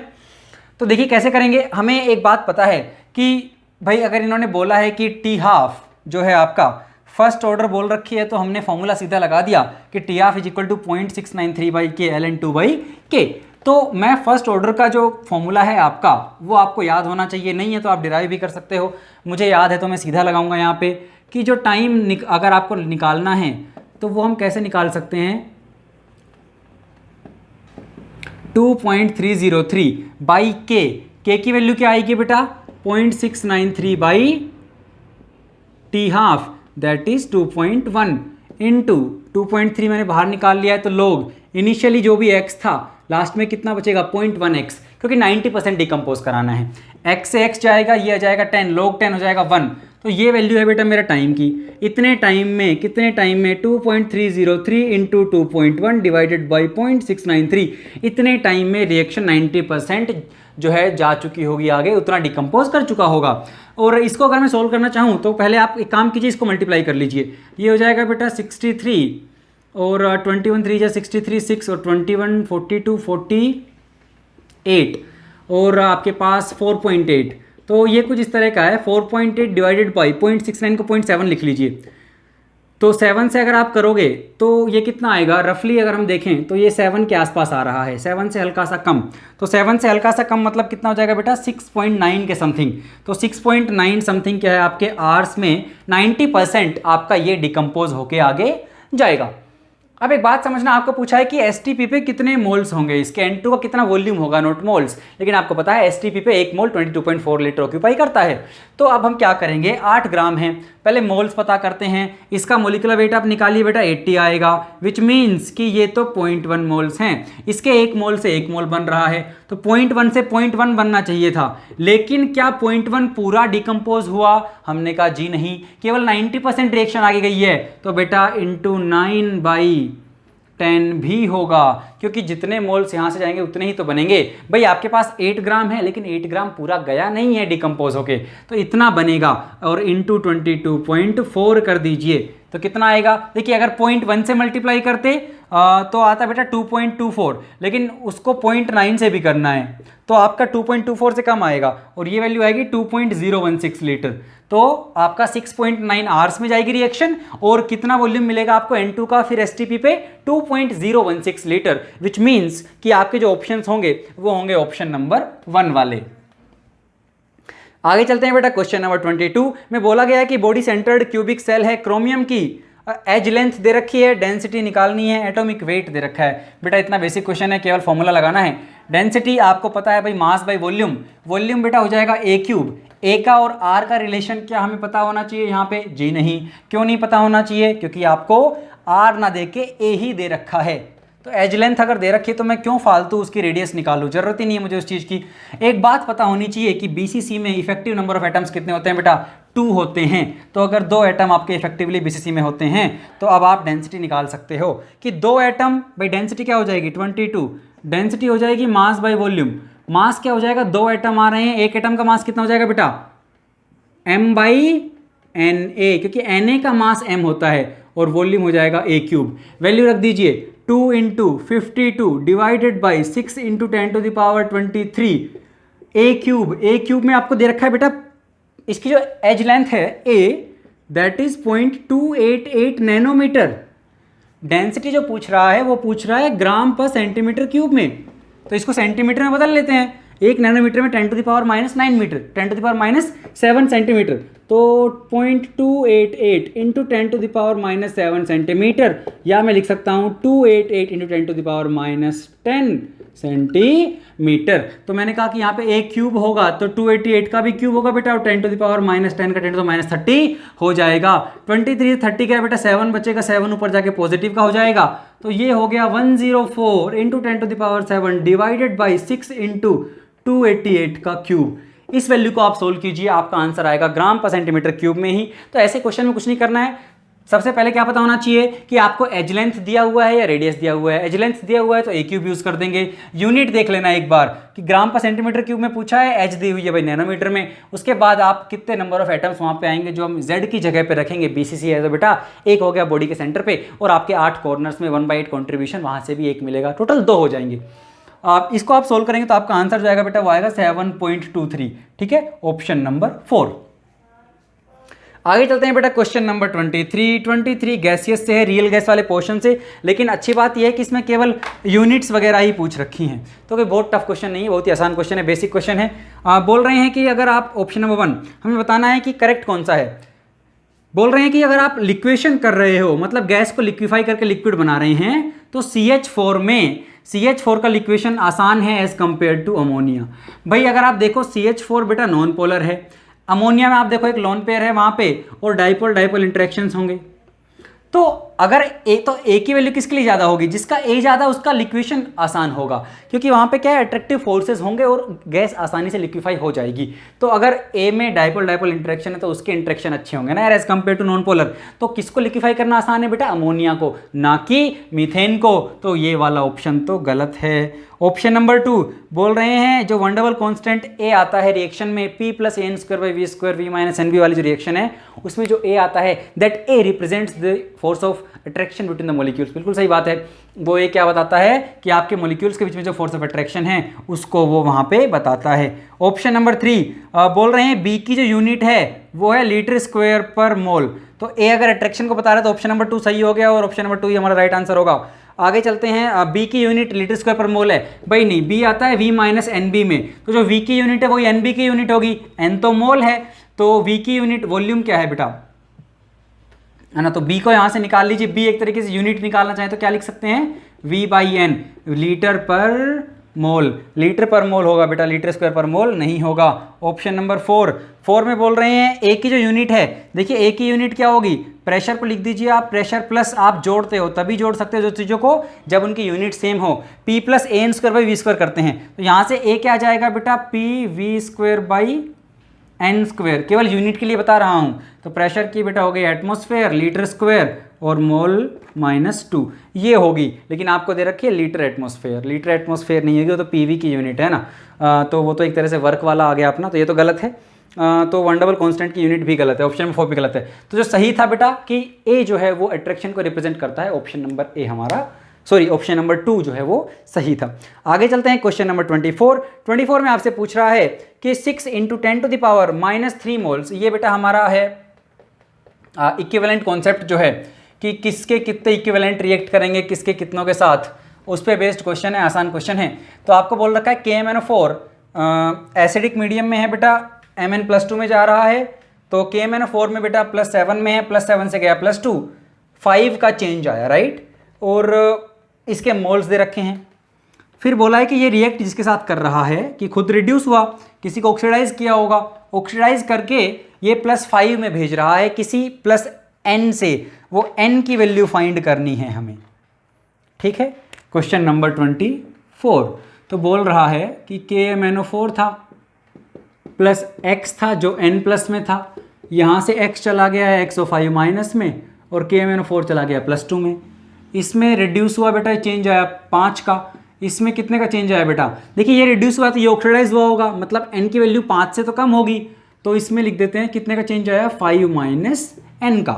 तो दोनों के जो इक्विवेलेंट्स हैं, नंबर ऑफ इक्विवेलेंट्स इक्वल होने चाहिए। तो मैंने कहा कि इक्विवेलेंट्स क्या हो जाएगा बेटा, नंबर ऑफ मोल्स, इसके मोल्स दिए हुए हैं 6 × 10⁻³ number of moles into N factor, कितने का चेंज आया 5 का, इज इक्वल टू कितने का चेंज आया 5 - N का, इंटू कितने मोल्स दिए हुए हैं 9 × 10⁻³ यहाँ से आप निकालिए N की जो वैल्यू आएगी बेटा वो आ जाएगी 5/3। भाई यहाँ से ये गया 3 2 जा 3 3 जा और ये हो जाएगा 10/3, 10/3 5 - 10/3, 5/3 आपका आंसर यहाँ पे आ जाएगा ऑप्शन नंबर 4।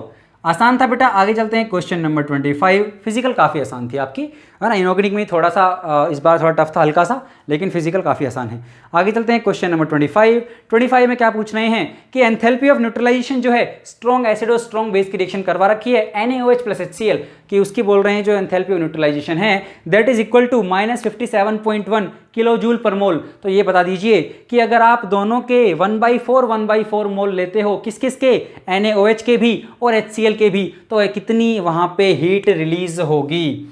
भाई एक तो इन्होंने बोल दिया है कितनी हीट इवॉल्व होगी, तो मुझे साइन अभी क्या है, देखिए वैसे तो अगर रिलीज हो रही है तो हम नेगेटिव में बोलते हैं, लेकिन जब बोल दिया है कि रिलीज हो रही है तो मुझे वहाँ पे नेगेटिव को दिखाने की जरूरत नहीं है। रिलीज हो रही है उसका मतलब है कि हाँ पता लग रहा है मुझे इतनी रिलीज हो रही है, तो there is no need to put that minus sign in front of the value, ठीक है। तो हमने कहा कि NaOH और HCl बेटा एसिड प्लस बेस रिएक्ट किए, साल्ट प्लस वाटर बन गया ये NaCl, इसका दे रखा है -57.1 किलो जूल पर मोल।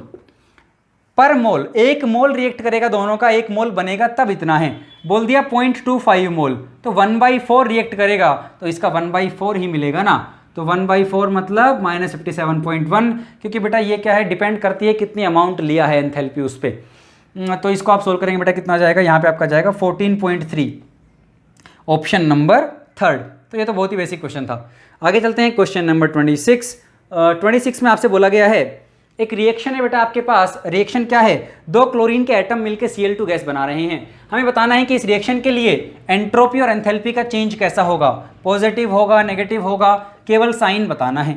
तो अगर आपके 2 क्लोरीन के एटम मिलके Cl2 गैस बना रहे हैं, एक बात समझिए, अगर Cl2 गैस मेरे पास होती मान लीजिए और मुझे 2 क्लोरीन के एटम बनाने हैं, तो आपको वो Cl का बॉन्ड तोड़ना पड़ेगा। रिएक्शन होगी बेटा एंडोथर्मिक। अगर 26 हमें रिएक्शन क्या दी हुई है, 2Cl गैस से Cl2 गैस बनाना है।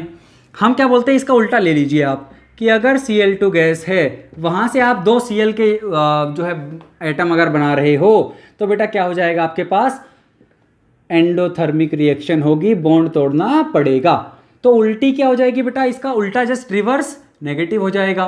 तो डेल्टा एच मुझे पता लग गया, और डेल्टा एच तो बेटा एंट्रोपी है ना, मेजरनेस जो आप रैंडम का मेजर, रैंडमनेस कितनी है उसका मेजर है। तो रैंडमनेस देखिए आप 2 गैसियस मोल से 1 मोल हो रहा है। नंबर ऑफ गैसियस मोल्स अगर आपके रिएक्शन में डिक्रीज कर रहे हैं विच मीन्स कि आपकी एंट्रोपी कम हो रही है, क्योंकि आपके जो घूमने फिरने वाले मॉलिक्यूल्स थे वही कम हो गए हैं, तो आपकी जो रैंडमनेस है वो क्या हो जाएगी बेटा, वहां पे कम होगी। तो डेल्टा एस भी नेगेटिव होगी, डेल्टा एच भी नेगेटिव होगी, दोनों नेगेटिव हो जाएंगे, ऑप्शन नंबर 2। आगे चलते हैं क्वेश्चन नंबर 27 में क्या बोला गया है, ये आपका बेटा किस पे है, केएसपी पे बेस्ड है, सोल्युबिलिटी प्रोडक्ट जो है आपका। तो आयनिक इक्विलिब्रियम से उठाया गया है क्वेश्चन। और क्या बोल रहे हैं क्वेश्चन में समझना कि आपके पास AgCl है, AgCl की पानी में सोल्युबिलिटी बोल रखी है बेटा कुछ S1 मान लीजिए।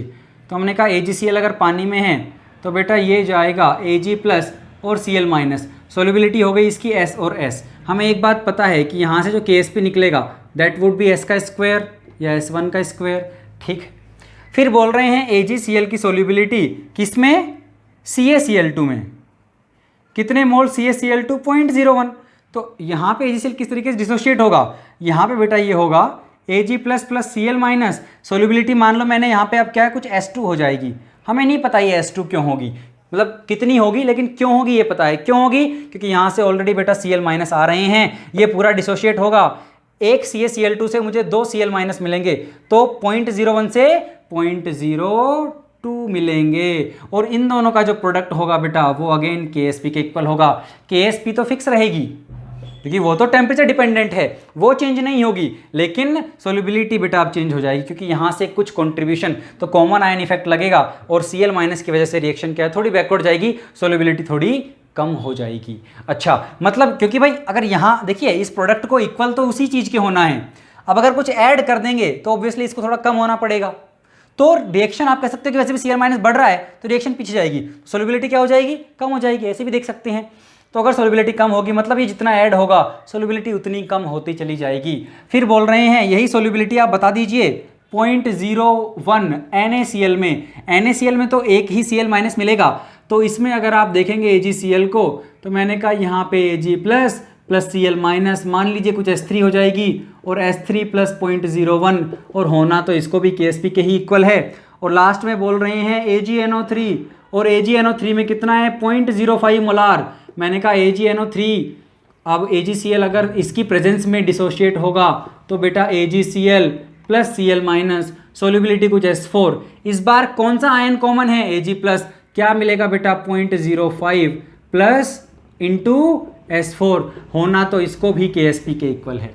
तो सारे प्रोडक्ट को होना तो KSP के इक्वल है। अब यहाँ पे S1 × S1 है तो S1 का square equal to KSP, S1 = √KSP, ऐसे निकाल लीजिए। या फिर ऐसे कर लीजिए कि अगर आप मान लीजिए यहाँ पे भाई किसी आयन का कंट्रीब्यूशन अगर कहीं और से आ रहा है, जैसे कैल्शियम क्लोराइड की वजह से Cl- यहाँ पे आ रहा है, तो बेटा उसकी वजह से क्या होगा, रिएक्शन बैकवर्ड जाएगी, क्योंकि यहाँ पे केवल AgCl के डिसोशिएट होने से ही नहीं मिल रहा है आपको Cl-, वहाँ पे कोई दूसरा सोल्ट भी प्रेजेंट है जो Cl- वहाँ पे दे रहा है, तो उसकी वजह से रिएक्शन बैकवर्ड जाएगी, सोल्युबिलिटी क्या हो जाएगी, कम हो जाएगी। तो मतलब ये जिसमें जितना ज़्यादा होगा ये कंट्रीब्यूशन फ्रॉम अनदर सॉल्ट, उसकी सोल्युबिलिटी उतनी कम होगी। सबसे ज़्यादा बेटा मुझे यहाँ पे दिख रहा है 0.05, मतलब S4 सबसे कम, फिर हो जाएगा 0.2 वाला S2, फिर 0.1 वाला S3, मतलब पानी में उसकी सोल्युबिलिटी क्या होगी, मैक्सिमम होगी। या फिर आप S4 की वैल्यू निकालेंगे तो ऑब्वियसली वो इतना कॉम्प्लेक्स आ रहा है कि आप वो नहीं करना चाहेंगे, तो इसी लॉजिक से क्या है बेटा आप इसको सोल्व करने की कोशिश कीजिए। चलिए, तो इसका आंसर कौन सा जाएगा बेटा, ऑप्शन नंबर यहाँ पे 2। चलिए आगे बढ़ते हैं बेटा क्वेश्चन नंबर 28 की तरफ। 28 में आपसे पूछा गया है for which of the following reaction Kp = Kc। Kp is basically your equilibrium constant in terms of partial pressure and Kc is equilibrium constant in terms of concentration। तो केमिकल इक्विलिब्रियम से दिया हुआ क्वेश्चन है बेटा, काफी आसान है। केवल आपको Kp Kc में अगर रिलेशन याद है गैसियस रिएक्शन के लिए, क्या निकल के आता है, Kp = Kc इंटू RT⁴ΔNg। तो अगर आप चाहते हो Kp Kc इक्वल हो जाएं तो RT⁴ΔNg को 1 होना पड़ेगा, मतलब ΔNg को 0 होना पड़ेगा, और ΔNg को अगर 0 होना है इसका मतलब साफ सा है कि क्वेश्चन नंबर 28। अब देखते हैं, हमने कहा कि भाई Kp = बेटा आपका होता है Kc into R T to the power delta N G. अगर इक्वल होना है तो इसको 1 होना पड़ेगा, विच मीन्स कि डेल्टा एन जी को 0 होना पड़ेगा। डेल्टा एन जी क्या होता है बेटा, सम ऑफ, क्या हो जाएगा आपका, सम ऑफ, यहाँ पे लिखते नहीं है, बहुत लेंदी है, sum of stoichiometric coefficient of gaseous products. तो प्रोडक्ट साइड में आपके जितने भी गैसियस कंपाउंड्स हैं उन सब का जो स्टोइचियोमेट्रिक कोफिशिएंट्स है उनका सम कर दीजिए, माइनस कर दीजिए। सेम चीज फॉर रिएक्टेंट्स, कि रिएक्टेंट साइड में जो गैसियस हैं आपके कंपाउंड्स मॉलिक्यूल्स उन सब का क्या है स्टोइचियोमेट्रिक कोफिशिएंट माइनस कर दीजिए। तो ये वैल्यू बेटा क्या होनी चाहिए, मतलब प्रोडक्ट वाली माइनस रिएक्टेंट वाली 0 होनी चाहिए। जैसे अब मैं फर्स्ट रिएक्शन की बात करता हूँ कि H2 गैसियस, और केवल गैसियस ही लेने हैं, ध्यान रखना ये किसके लिए है, केवल गैसियस प्रोडक्ट्स के लिए और रिएक्टेंट्स के लिए, प्लस Cl2, इक्विलिब्रियम है बेटा 2HCl गैसियस। प्रोडक्ट साइड में क्या है कोफिशिएंट गैसियस का 2, माइनस इधर H2 का भी 1 है, Cl का भी 1 है, 1 + 1 कितना आ गया 0। तो 0 आ गया, मतलब ये कंडीशन सेटिस्फाई हो चुकी है। तो क्या हो जाएगा बेटा, ऑप्शन नंबर 128 का राइट आंसर होगा। आगे वाले आप जितने भी देखेंगे, जैसे 2SO2 + O2, उसमें डेल्टा एन जी नेगेटिव आ रहा है, उसके अगले वाले में डेल्टा एन जी +1 आ रहा है। तो आपको कुछ नहीं करना है ना। एग्जाम्पल के लिए एक और देख लेते हैं, जैसे फोर्थ वाला जो दिया हुआ है इन्होंने कि N2 gaseous plus 3H2 gaseous, और ये बना रहा है आपके basically Haber's process, 2NH3 gaseous, ammonia बन रहा है। यहाँ पे कोफिशिएंट क्या है बेटा 2, माइनस यहाँ पे 1 + 3 4, तो ये तो -2 आया, आना कितना चाहिए था 0। तो 0 एक ही ऑप्शन में आ रहा है बेटा, ऑप्शन नंबर 1, और वही हमारा राइट आंसर इस वाले क्वेश्चन के लिए हो जाएगा। तो आगे बढ़ते हैं बेटा, क्वेश्चन नंबर 29 में आपसे बोला गया है कि कौन से वाले ऑर्बिटल के लिए आप में आपके जो है spherical as well as angular nodes क्या होंगे, दोनों ही 0 होंगे। तो स्फेरिकल नोड्स मतलब बेटा आपके क्या है रेडियल नोड्स, क्योंकि उसमें कहते हैं आप किसी एक रेडियस r पे जाइए, r डिस्टेंस पे गए और फिर उस r डिस्टेंस पे आपका एक स्फेरिकल उसमें क्या होगा बेटा, आपकी इलेक्ट्रॉन डेंसिटी हर r डिस्टेंस पे हर डायरेक्शन में 0 होगी, तो एक स्फेरिकल नोड ही आएगा। तो रेडियल मतलब स्फेरिकल, तो स्फेरिकल से मतलब क्या है कि वो रेडियल नोड की बात कर रहे हैं। कितने होनी चाहिए 0। कितने होते हैं रेडियल, n-l-1। एंगुलर कितने होते हैं बेटा l, इसलिए टोटल कितने आ जाते हैं हमारे, दोनों को जोड़ दीजिए n-1। तो अगर आपको ये क्या चाहिए, अगर आपको हम कह रहे हैं कि एंगुलर भी 0 चाहिए, रेडियल भी 0 चाहिए, l 0 हो गया मतलब बेटा आपका s हो गया, और पहले वाले से निकाल लीजिए, l 0 पहले ही दे रखा है, -1 = 0, n = 1, तो क्या हो गया ऑर्बिटल 1s के लिए आपके एंगुलर एज वेल एज आपके रेडियल नोड्स दोनों ही 0 होंगे। रेडियल को स्फेरिकल लिखा है, कंफ्यूज नहीं होना है, right answer would be option number 1। आगे चलते हैं बेटा, क्वेश्चन नंबर 30, और ऑर्गेनिक केमिस्ट्री शुरू हो चुकी है। क्या बोला गया 30 में, which of the following is used, the following compound is used as, compound क्या बनाया है वो समझते हैं। यहाँ पे C डबल बॉन्ड OH है, और उसी के साइड में आपको दे रखा है OCO-CH3। बेटा ये क्या है, एस्पिरिन है, या इसको क्या बोल देते हैं, कई बार बनाते कहाँ से हैं, सैलिसाइलिक एसिड से, आपने पढ़ा होगा है ना, फिनॉल वाले चैप्टर में भी लिखवाए जाते हैं ये, तो वहाँ से आपको याद हो, या फिर तो फिनॉल वाले में हम पढ़ते हैं ये। जैसे मान लीजिए आप जब सैलिसाइलिक एसिड बनाते हैं फिनॉल से आपने सैलिसाइलिक एसिड बनाया, उसके बाद आप इसकी रिएक्शन करवा दीजिए CH3COCl से, तो ये जो O है वो यहाँ पे अटैक करेगा बेटा, SN2TH होगी, और यहाँ पे आपका ये एसिटाइल ग्रुप लग जाएगा। तो इसको कहीं कहीं आप ये भी देखेंगे कि एसिटाइल क्या दिया हुआ है, एसिटाइल सैलिसाइलिक एसिड, या इसको बोलते हैं बेटा एस्पिरिन। और एस्पिरिन मान लीजिए आपको माइल्ड फीवर है या पेन वगैरह में क्या है दी जाती है, तो एज एन एनाल्जेसिक क्या है इसका बेटा यूज करते हैं, और ऑप्शन नंबर 3 क्या है हमारा राइट आंसर यहाँ पे हो जाएगा। स्ट्रेट फॉरवर्ड क्वेश्चन था, कुछ भी यहाँ पे ज्यादा उसमें नहीं था। आगे चलते हैं बेटा, question number 31, glucose on heating with HI के साथ अगर ग्लूकोज को हीट करेंगे तो क्या मिलेगा, भाई क्या मिलता है हमें, यहीं से हमें पता लगा था कि सारे के सारे कार्बन एक स्ट्रेट चेन में जुड़े हुए हैं, क्योंकि जब आपने HI के साथ हीट किया ग्लूकोज को तो आपको मिला बेटा N-हेक्सेन। तो क्या मिलता है यहाँ पे, N-हेक्सेन मिलेगा, क्योंकि यहीं से पता लगा था कि भाई ये तो सारे कार्बन ग्लूकोज के एक स्ट्रेट चेन में जुड़े हुए हैं। तो N-हेक्सेन मिल जाएगा बेटा, ऑप्शन नंबर क्या जाएगा 2। तो क्वेश्चन नंबर 31 का जो राइट आंसर होगा वो होगा ऑप्शन नंबर 2, N-हेक्सेन।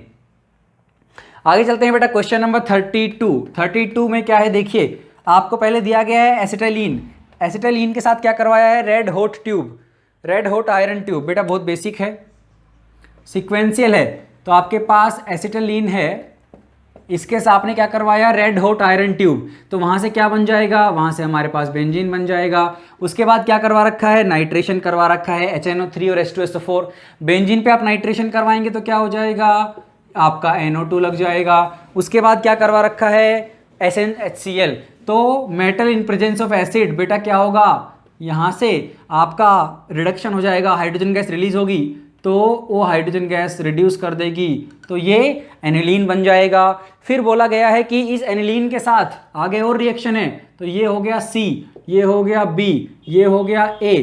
इन्होंने क्या करवाया है बेटा, फिर PHN2+ इसकी रिएक्शन करवा रखी है, और इन्होंने जो मीडियम दिया है बेटा वो माइल्ड एसिडिक मीडियम दिया है। तो एनिलीन के साथ एसिडिक यूज करते हैं, फिनोल के साथ बेसिक मीडियम। ये क्या है, ये आपका है बेटा डाइएजोडाइजेशन रिएक्शन, है ना, उसकी कपलिंग रिएक्शन है। तो डाइएजो कपलिंग रिएक्शन है। क्या होगा भाई, फिनोल अगर आप देखो,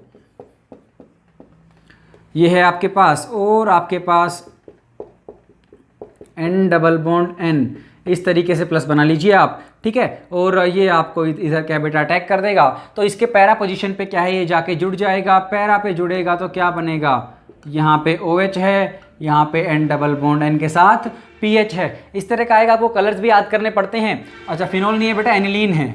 क्या है, एनिलीन है। तो क्या हो जाएगा, ऐसे याद कर लीजिए, पोनी। फिनोल से बेटा क्या है, ऑरेंज। एनिलीन से क्या है बेटा, येलो। तो येलो कलर की डाई बनती है, और ये आपका राइट आंसर हो जाएगा। मतलब ये क्या हो जाएगा बेटा, हमारा D। तो पैरा पोजीशन, क्योंकि ऑर्थो पैरा भाई लॉन पेयर है, तो बेटा क्या है, ये ऑर्थो पैरा डायरेक्टिंग है। और इलेक्ट्रोफाइल आपके पास है, तो ऑर्थो पे थोड़ा हिंड्रेंस, तो हम पैरा पे जोड़ देते हैं। तो पैरा पोजीशन पे क्या है बेटा, ये आपका आ जाएगा। और पैरा पोजीशन पे जब आप जोड़ेंगे इसको, तो आपका क्या मिलेगा वहां पे हमें आंसर, जो राइट आंसर आपका होगा बेटा वो हो जाएगा ऑप्शन नंबर 4। C और D पूछे थे, C एनिलीन है, D आपका क्या हो जाएगा बेटा ये। आगे चलते हैं, क्वेश्चन नंबर 33 पूछा है कि which is used in preparation of aldehyde by Rosenmund reduction. Rosenmund reduction क्या होता है बेटा, H2PDBaSO4 आप यूज करते हो, और एल्डिहाइड की प्रिपरेशन के लिए आपको क्या लेना होगा ताकि रोजनमन रिडक्शन करें तो आपको एल्डिहाइड मिल जाए। तो ये आपको बताना है इस क्वेश्चन में। तो अगर आप बेटा एसिड क्लोराइड लेते हो, मतलब आप बेंजीन के ऊपर COCl, अगर आप वो लोगे तो जो COCl वाला ग्रुप है उसको क्या करेगा बेटा, वो रिड्यूस कर देगा किसमें, CHO में। मतलब आपने लिया ये बेंजोइल क्लोराइड, और बेंजोइल क्लोराइड के साथ आपने रिएक्शन करवाई H2PDBaSO4, और ये आपको क्या, इसी को बोलते हैं रोजनमन रिडक्शन। क्या मिल जाएगा बेटा, यहाँ पे रिड्यूस होके CHO मिल जाएगा। और यही हमें बताना था कि ये क्या लें, तो एसिड का हेलाइड आपको लेना पड़ रहा है। ऑप्शन नंबर 3 हमारा यहाँ पे राइट आंसर होगा। तो काफ़ी बेसिक है बेटा यहाँ पे, जो आपको ऑर्गेनिक केमिस्ट्री पूछी हुई है, इसलिए क्या है उनको फटाफट सोल्व कर सकते हैं। आगे चलते हैं बेटा, क्वेश्चन नंबर 34। 34 में क्या पूछ रहे हैं ये, कि विच of the following compounds undergoes nucleophilic substitution reaction most easily. Nucleophilic substitution, भाई मान लीजिए मेरे पास एक X है और मैं चाहता हूँ कोई न्यूक्लियोफाइल आए, यहाँ पे अटैक करे, इस X को बाहर निकाल दे। यहाँ पे क्या होगा, ये X है। जब न्यूक्लियोफाइल यहाँ पे अटैच होगा बेटा, न्यूक्लियोफाइल के पास नेगेटिव था, इस बॉन्ड को तोड़ दीजिए पॉजिटिव और नेगेटिव में, तो ये नेगेटिव चार्ज जो है ना, और पॉजिटिव नेगेटिव से बॉन्ड बन गया, तो ये नेगेटिव चार्ज जो है बेटा, अब क्या होगा, ये नेगेटिव चार्ज यहाँ से रेजोनेंस करेगा, तो ये माइनस में आया, यहाँ पे ये X बना। तो मतलब मैं इन पोजीशंस पे, इसके कंपैरिजन में, इसके रेस्पेक्ट में ऑर्थो पैरा पोजीशंस पे, अगर क्योंकि माइनस आ रहा है, अगर आपको इलेक्ट्रॉन विड्रॉइंग ग्रुप लगाएंगे, क्योंकि माइनस आ रहा है, अगर आप इस इंटरमीडिएट स्टेज को स्टेबलाइज करेंगे तो आपकी जो रिएक्शन है बेटा वो फास्ट हो जाएगी। तो जो माइनस आ रहा है, जो कॉन्जुगेशन में जा रहा है, ऑर्थो पैरा पे ही जा रहा है, तो ऑर्थो पैरा पोजीशन पे एक इलेक्ट्रॉन विड्रॉइंग ग्रुप माइनस है कुछ ऐसा लगा दीजिए, आपकी क्या हो जाएगी, मोस्ट इजीली वो रिएक्शन होगी।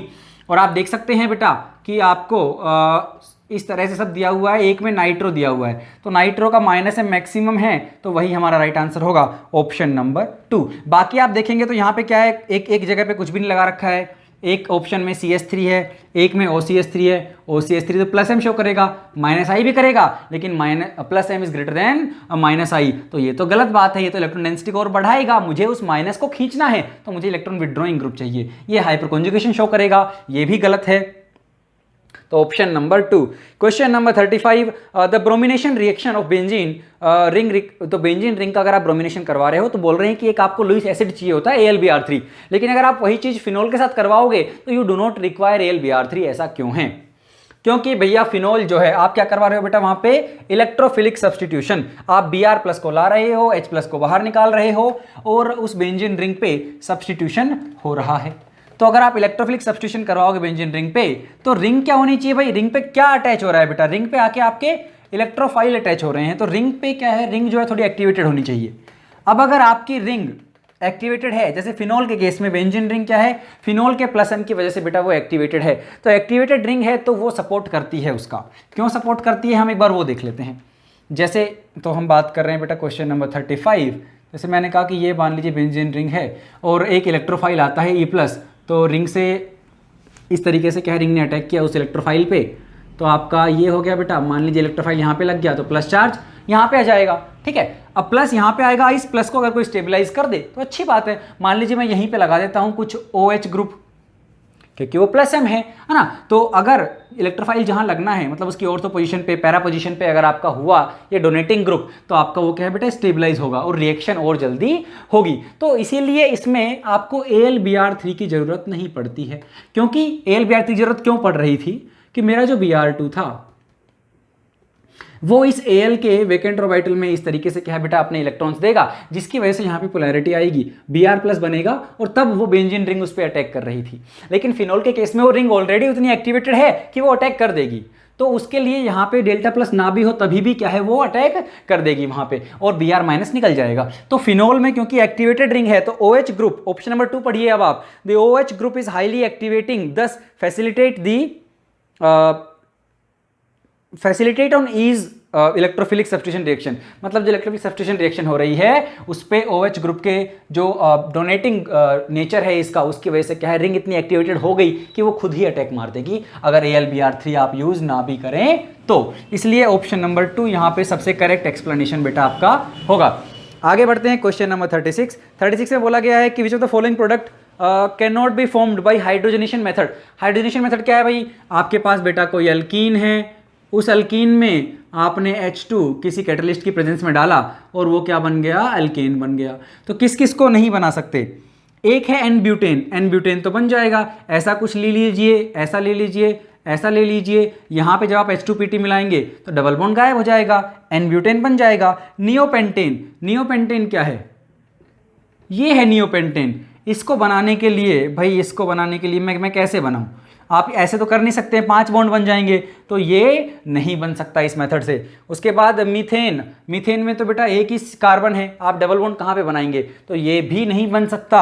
उसके बाद है बेटा ईथेन बेटा ये है, तो आप C+C ले लीजिए, H2PT करा दीजिए और ये डबल बॉन्ड का एक जो अनसैचुरेशन गायब हो जाएगा, हाइड्रोजन लग जाएंगे और आपका यहाँ पे इथेन मिल जाएगा। तो बेसिक क्वेश्चन था, केवल इतना देखना है कि आप उस कंपाउंड में डबल बॉन्ड लगा पा रहे हो या नहीं लगा पा रहे हो, ठीक है। तो ऑप्शन नंबर क्या हो जाएगा बेटा, तो नियोपेंटेन भी नहीं बनेगा और मीथेन भी नहीं बनेगा, तो B एंड C दोनों नहीं बनेंगे, ऑप्शन नंबर 2 यहां पे करेक्ट आंसर होगा। आगे बढ़ते हैं बेटा क्वेश्चन नंबर 37 में आपसे क्या पूछा गया है, total number of structural monochloro photo chlorination के बाद बेटा ये है और मोनोक्लोरिनेशन करवा रहे हैं, है ना, और अपने पास क्या है, लाइट की प्रेजेंस है। देखिए केवल स्ट्रक्चरल गिनने हैं, तो मैंने कहा कहाँ पे Cl यहाँ पे लग सकता है, Cl यहाँ पे लग सकता है, Cl यहाँ पे लग सकता है, Cl यहाँ पे लग सकता है, यहाँ पे भाई ये तो इसकी ऐसी सिमेट्रिक पोजीशन हो गई ना, तो इसको गिन लेंगे तो डुप्लीकेसी हो जाएगी। तो मैंने कहा 4 पोजीशन है, तो आंसर क्या हो जाएगा बेटा 4, ऑप्शन नंबर 2। अगर यहीं पे स्टीरियो मिक्स करते तो क्या है, आपको फिर स्टीरियो भी गिनने पड़ेंगे। जैसे जब यहाँ पे Cl लगेगा तो ये वाला क्या हो जाएगा, कायरल सेंटर बन जाएगा, तो यहाँ पे Cl लगा तो 2 प्रोडक्ट मिलेंगे, यहाँ पे Cl लगा तो ये भी मिथाइल, कायरल कुछ भी नहीं रहेगा तो एक ही प्रोडक्ट मिलेगा। यहाँ पे Cl लगेगा तो ये सेंटर खुद ही कायरल हो जाएगा, तो 2 मिल जाएंगे। यहाँ पे लगेगा तो 2 H2 रहेंगे, तो कायरल नहीं बन पाएगा, तो एक ही मिलेगा। तो अगर स्टीरियो भी गिनने हैं तो आंसर हो जाएगा 6। केवल स्ट्रक्चरल गिनने हैं तो आप ये देखिए कि ऐसी कौन कौन सी पोजीशंस हैं जहां पे H को रिप्लेस करके अगर मैं Cl लगाता हूं तो एक अलग प्रोडक्ट आपको वहां पे मिल रहा है ना, डुप्लीकेसी नहीं करनी है मुझे, है ना। तो इसलिए अपन ने बेटा ये वाला और ये वाला, ये दोनों तो क्या मिथाइल ही हैं जो इस कार्बन से अटैच्ड हैं, तो वो सिमिलर हैं, तो वो वाली डुप्लीकेट पोजीशन है, वहां पे नहीं लगाना है। तो ओनली स्ट्रक्चरल 4 इंक्लूडिंग स्टीरियो 6। क्योंकि कायरल के केस में वो इनांशियोमर उसका पेयर भी मिलेगा आपको। ठीक है बेटा, आगे चलते हैं और ये आपको मिलेगा ऑप्शन नंबर 2 जो हम बात कर चुके हैं। आगे देखिए क्वेश्चन नंबर 38 पूछ रहा है कि मोस्ट स्टेबल एनायन कौन सा है। तो यहाँ पे ना दो तरह के कंपाउंड्स हैं, एक कार्बोक्सिलेट का एनायन है, बेंजीन रिंग पे कार्बोक्सिलेट है, और दूसरा बेंजीन रिंग पे ऑक्साइड है, मतलब जो फिनॉक्साइड, फिनोल में से अगर आप H+ हटाएंगे तो फिनॉक्साइड बनेगा। इस क्वेश्चन को मैं दूसरे तरीके से भी टैकल कर सकता हूँ कि मुझे पता है कि अगर मुझे चेक करना है कि सबसे ज़्यादा एसिडिक कौन सा एसिड है, तो आप क्या करते हो, आप कॉन्जुगेट बेस बनाते हो, फिर आप बोलते हो कॉन्जुगेट बेस जिसका सबसे ज़्यादा स्टेबल होगा, वो एनायन जिसका सबसे ज़्यादा स्टेबल होगा, वो एसिड उतना ही एसिडिक होगा।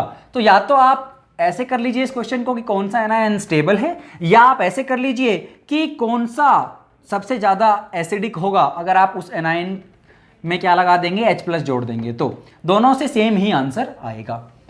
अब अगर आप कार्बोक्सिलिक एसिड और फिनोल में बात करो तो ऑब्वियसली कार्बोक्सिलिक एसिड तो कहीं ज़्यादा एसिडिक है, तो फिनोल वाले ऑप्शन तो वैसे ही हट जाएंगे, नो मैटर कि आपने भाई उस फिनोल वाले पे क्या लगा रखा है। ठीक है, हाँ 3 नाइट्रो लगा देंगे तो पिक्रिक एसिड बन गया, तब तो अलग केस बन जाएगा। हम बोल रहे हैं आपने 1-2 ग्रुप लगाए हैं तो उस केस में उसकी एसिडिक स्ट्रेंथ उतनी इंक्रीज नहीं करेगी, तो आप मान सकते हो कि कार्बोक्सिलिक ही ज़्यादा एसिडिक होगा फिनोल वाले से। ठीक है, क्वेश्चन नंबर 38। तो हमने कहा कि वैसे भी समझिए फिनोल वाले आंसर क्यों नहीं होंगे बेटा, यहां पे कुछ ग्रुप लगा रखा है X, इसकी बात बाद में करेंगे। हम कह रहे हैं कि यार ये जो माइनस है इसका जो दूसरा रेजोनेटिंग स्ट्रक्चर बनेगा,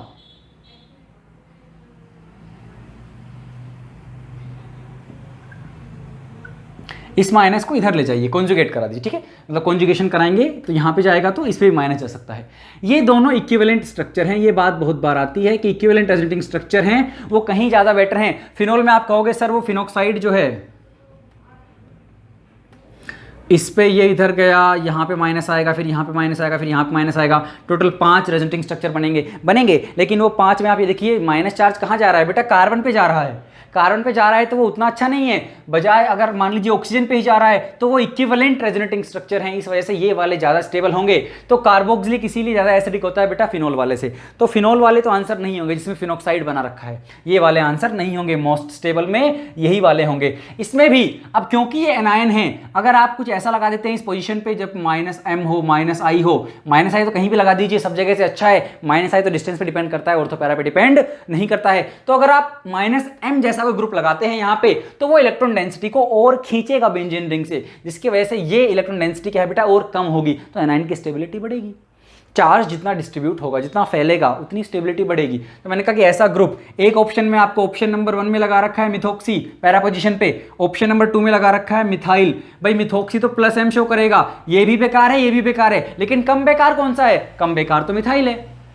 और बाकी C और D ऑप्शन फिनॉक्साइड वाले हैं तो वो तो वैसे ही गलत हैं। मैंने कहा कार्बोक्सिलेट वाला आंसर होगा, उसमें भी पहला वाला +m शो कर रहा है, दूसरा वाला क्या है बेटा हाइपर कॉन्जुगेशन शो करेगा। मैंने कहा इसको फिर भी ले लेंगे, डिस्टेबलाइज तो दोनों कर रहे हैं, लेकिन कम डिस्टेबलाइज जो करेगा वो अच्छा हुआ, तो option number B right answer हो जाएगा, यानी कि option number 2।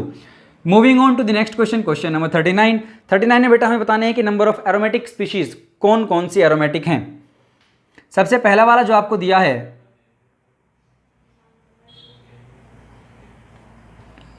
Double bond O, आपको ये दिया है। फिर बेटा क्या दिया है आपको, ये तो बेंजीन रिंग है, इसी रिंग के साथ यहाँ पे N डबल बॉन्ड, यहाँ पे N इस तरीके से बना दिया है, यहाँ पे H है। फिर क्या दिया है आपको, यहाँ पे S, यहाँ पे N, यहाँ पे डबल बॉन्ड, यहाँ पे भी डबल बॉन्ड है, सल्फर पे लोन पेयर है, भूलने नहीं है।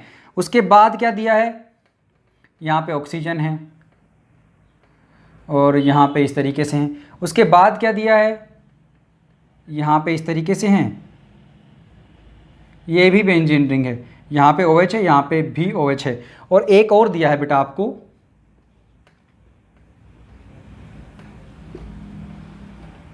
ओके तो इनमें से कितनी एरोमेटिक हैं हमें ये बताना है ना, इसको भूल जाइए, ये पिछले वाले क्वेश्चन का पार्ट है। चलिए तो देखिए, अगर इसमें हम देखिए कि यार 2 पाई 2 पाई 2 पाई 6 पाई तो हैं, और अल्टरनेट पोजीशन पे बेटा तो हकल्स रूल लगाना है कि आपकी स्पीशीज प्लेनर होनी चाहिए, sp2 वाले होने चाहिए, कॉन्जुगेशन कंटिन्यूस होना चाहिए, इलेक्ट्रॉन्स का 4n+2 के मल्टीपल में होना चाहिए। तो हमने कहा 2 चलेगा, 6 चलेगा, 10 चलेगा। तो यहाँ पे 6 तो हो गए हैं। इस बॉन्ड को अगर आप ऐसे तोड़ो, पोलैरिटी कैसे रहेगी, ऑक्सीजन पे माइनस जाएगा, ज़्यादा इलेक्ट्रोनेगेटिव है, तो यहाँ पे वैसे भी डेल्टा प्लस ही होगा। तो आपको यहाँ पे ऑर्बिटल्स भी मिल गए हैं बेटा, टोटल इलेक्ट्रॉन भी 6 ही हो रहे हैं, 6 पाई है, तो एरोमेटिक हो जाएगा। और इसमें आप बोल सकते हो कि ये बॉन्ड इसी तरीके से एग्जिस्ट करेगा, पोलैरिटी बहुत ज़्यादा होगी यहाँ पे, ठीक है। यहाँ पे आप देखिए, इसका लोन पेयर नहीं भूलना है। तो यहाँ पे क्या हो गया बेटा, आप अगर आप देखना चाहें 2 2 2 6 और फिर यहाँ पे हो गया 8 2 10, तो 10 पाई इस तरीके से, कितना हो गया 10 पाई। यहाँ पे 2 2 4 और बेटा ये 6, इसके पास जो लोन पेयर होगा वो बेटा आउट ऑफ प्लेन होगा, वो सेम प्लेन में ही नहीं होगा। ऐसा नहीं है कि आपको सारे लोन पेयर गिन लेने हैं, हमें जरूरत के अकॉर्डिंग समझिए आप। जैसे यहाँ पे sp2 कार्बन हो गया, यहाँ पे sp2 हो गया, मुझे यहाँ पे एक ऑर्बिटल चाहिए, मैंने सल्फर वाला ले लिया जिसमें लोन पेयर है। फिर यहाँ पे है मेरे पास ऑर्बिटल, यहाँ पे भी है, तो मेरे पास हो गया ना हर कार्बन पे ऑर्बिटल कॉन्जुगेशन के लिए। जबरदस्ती इसके वाले क्यों गिनने हैं, डजंट मेक सेंस। और वैसे भी उनका जो प्लेन होगा वो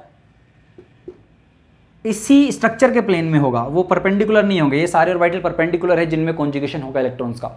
तो यहाँ पे 6 पाई आया, मैंने कहा ये भी अच्छा है। ये बेटा यहाँ पे ऑक्सीजन के पास ऑर्बिटल तो है, लेकिन वो उसमें क्या है, आपका लोन पेयर है। अब अगर आप इसको गिन लोगे तो आपके हो जाएंगे 8 पाई, खाली तो इसके पास कुछ नहीं है, 2 लोन पेयर हैं।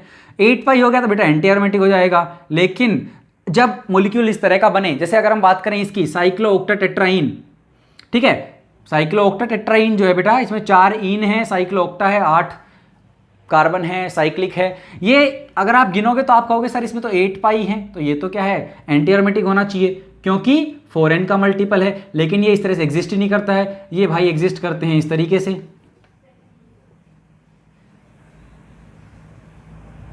1 2 3 4, तो प्लेनर ही नहीं है। प्लेनर नहीं है तो बेटा वो कंजुगेशन जो आप करवाना चाह रहे थे वो कंजुगेशन हो ही नहीं पाएगा। कंजुगेशन नहीं होगा तो बात ही खत्म हो गई है एंटी एरोमेटिसिटी की। तो ये नॉन एरोमेटिक होगा। सिमिलरली ये भी नॉन एरोमेटिक होगा, ठीक है। तो इसमें भी ये आउट ऑफ प्लेन चले जाएंगे लोन पेयर्स, जिसकी वजह से क्या है, आप वो कंप्लीट कंजुगेशन नहीं ढूंढ पाएंगे। तो ये भी नॉन एरोमेटिक होगा। और यहाँ पे तो दिख ही रहा है 2 बेंजीन रिंग है, तो ये तो एरोमेटिक है ही, नेफ्थलीन टाइप का हो गया है बेटा, तो ये तो एरोमेटिक है ही।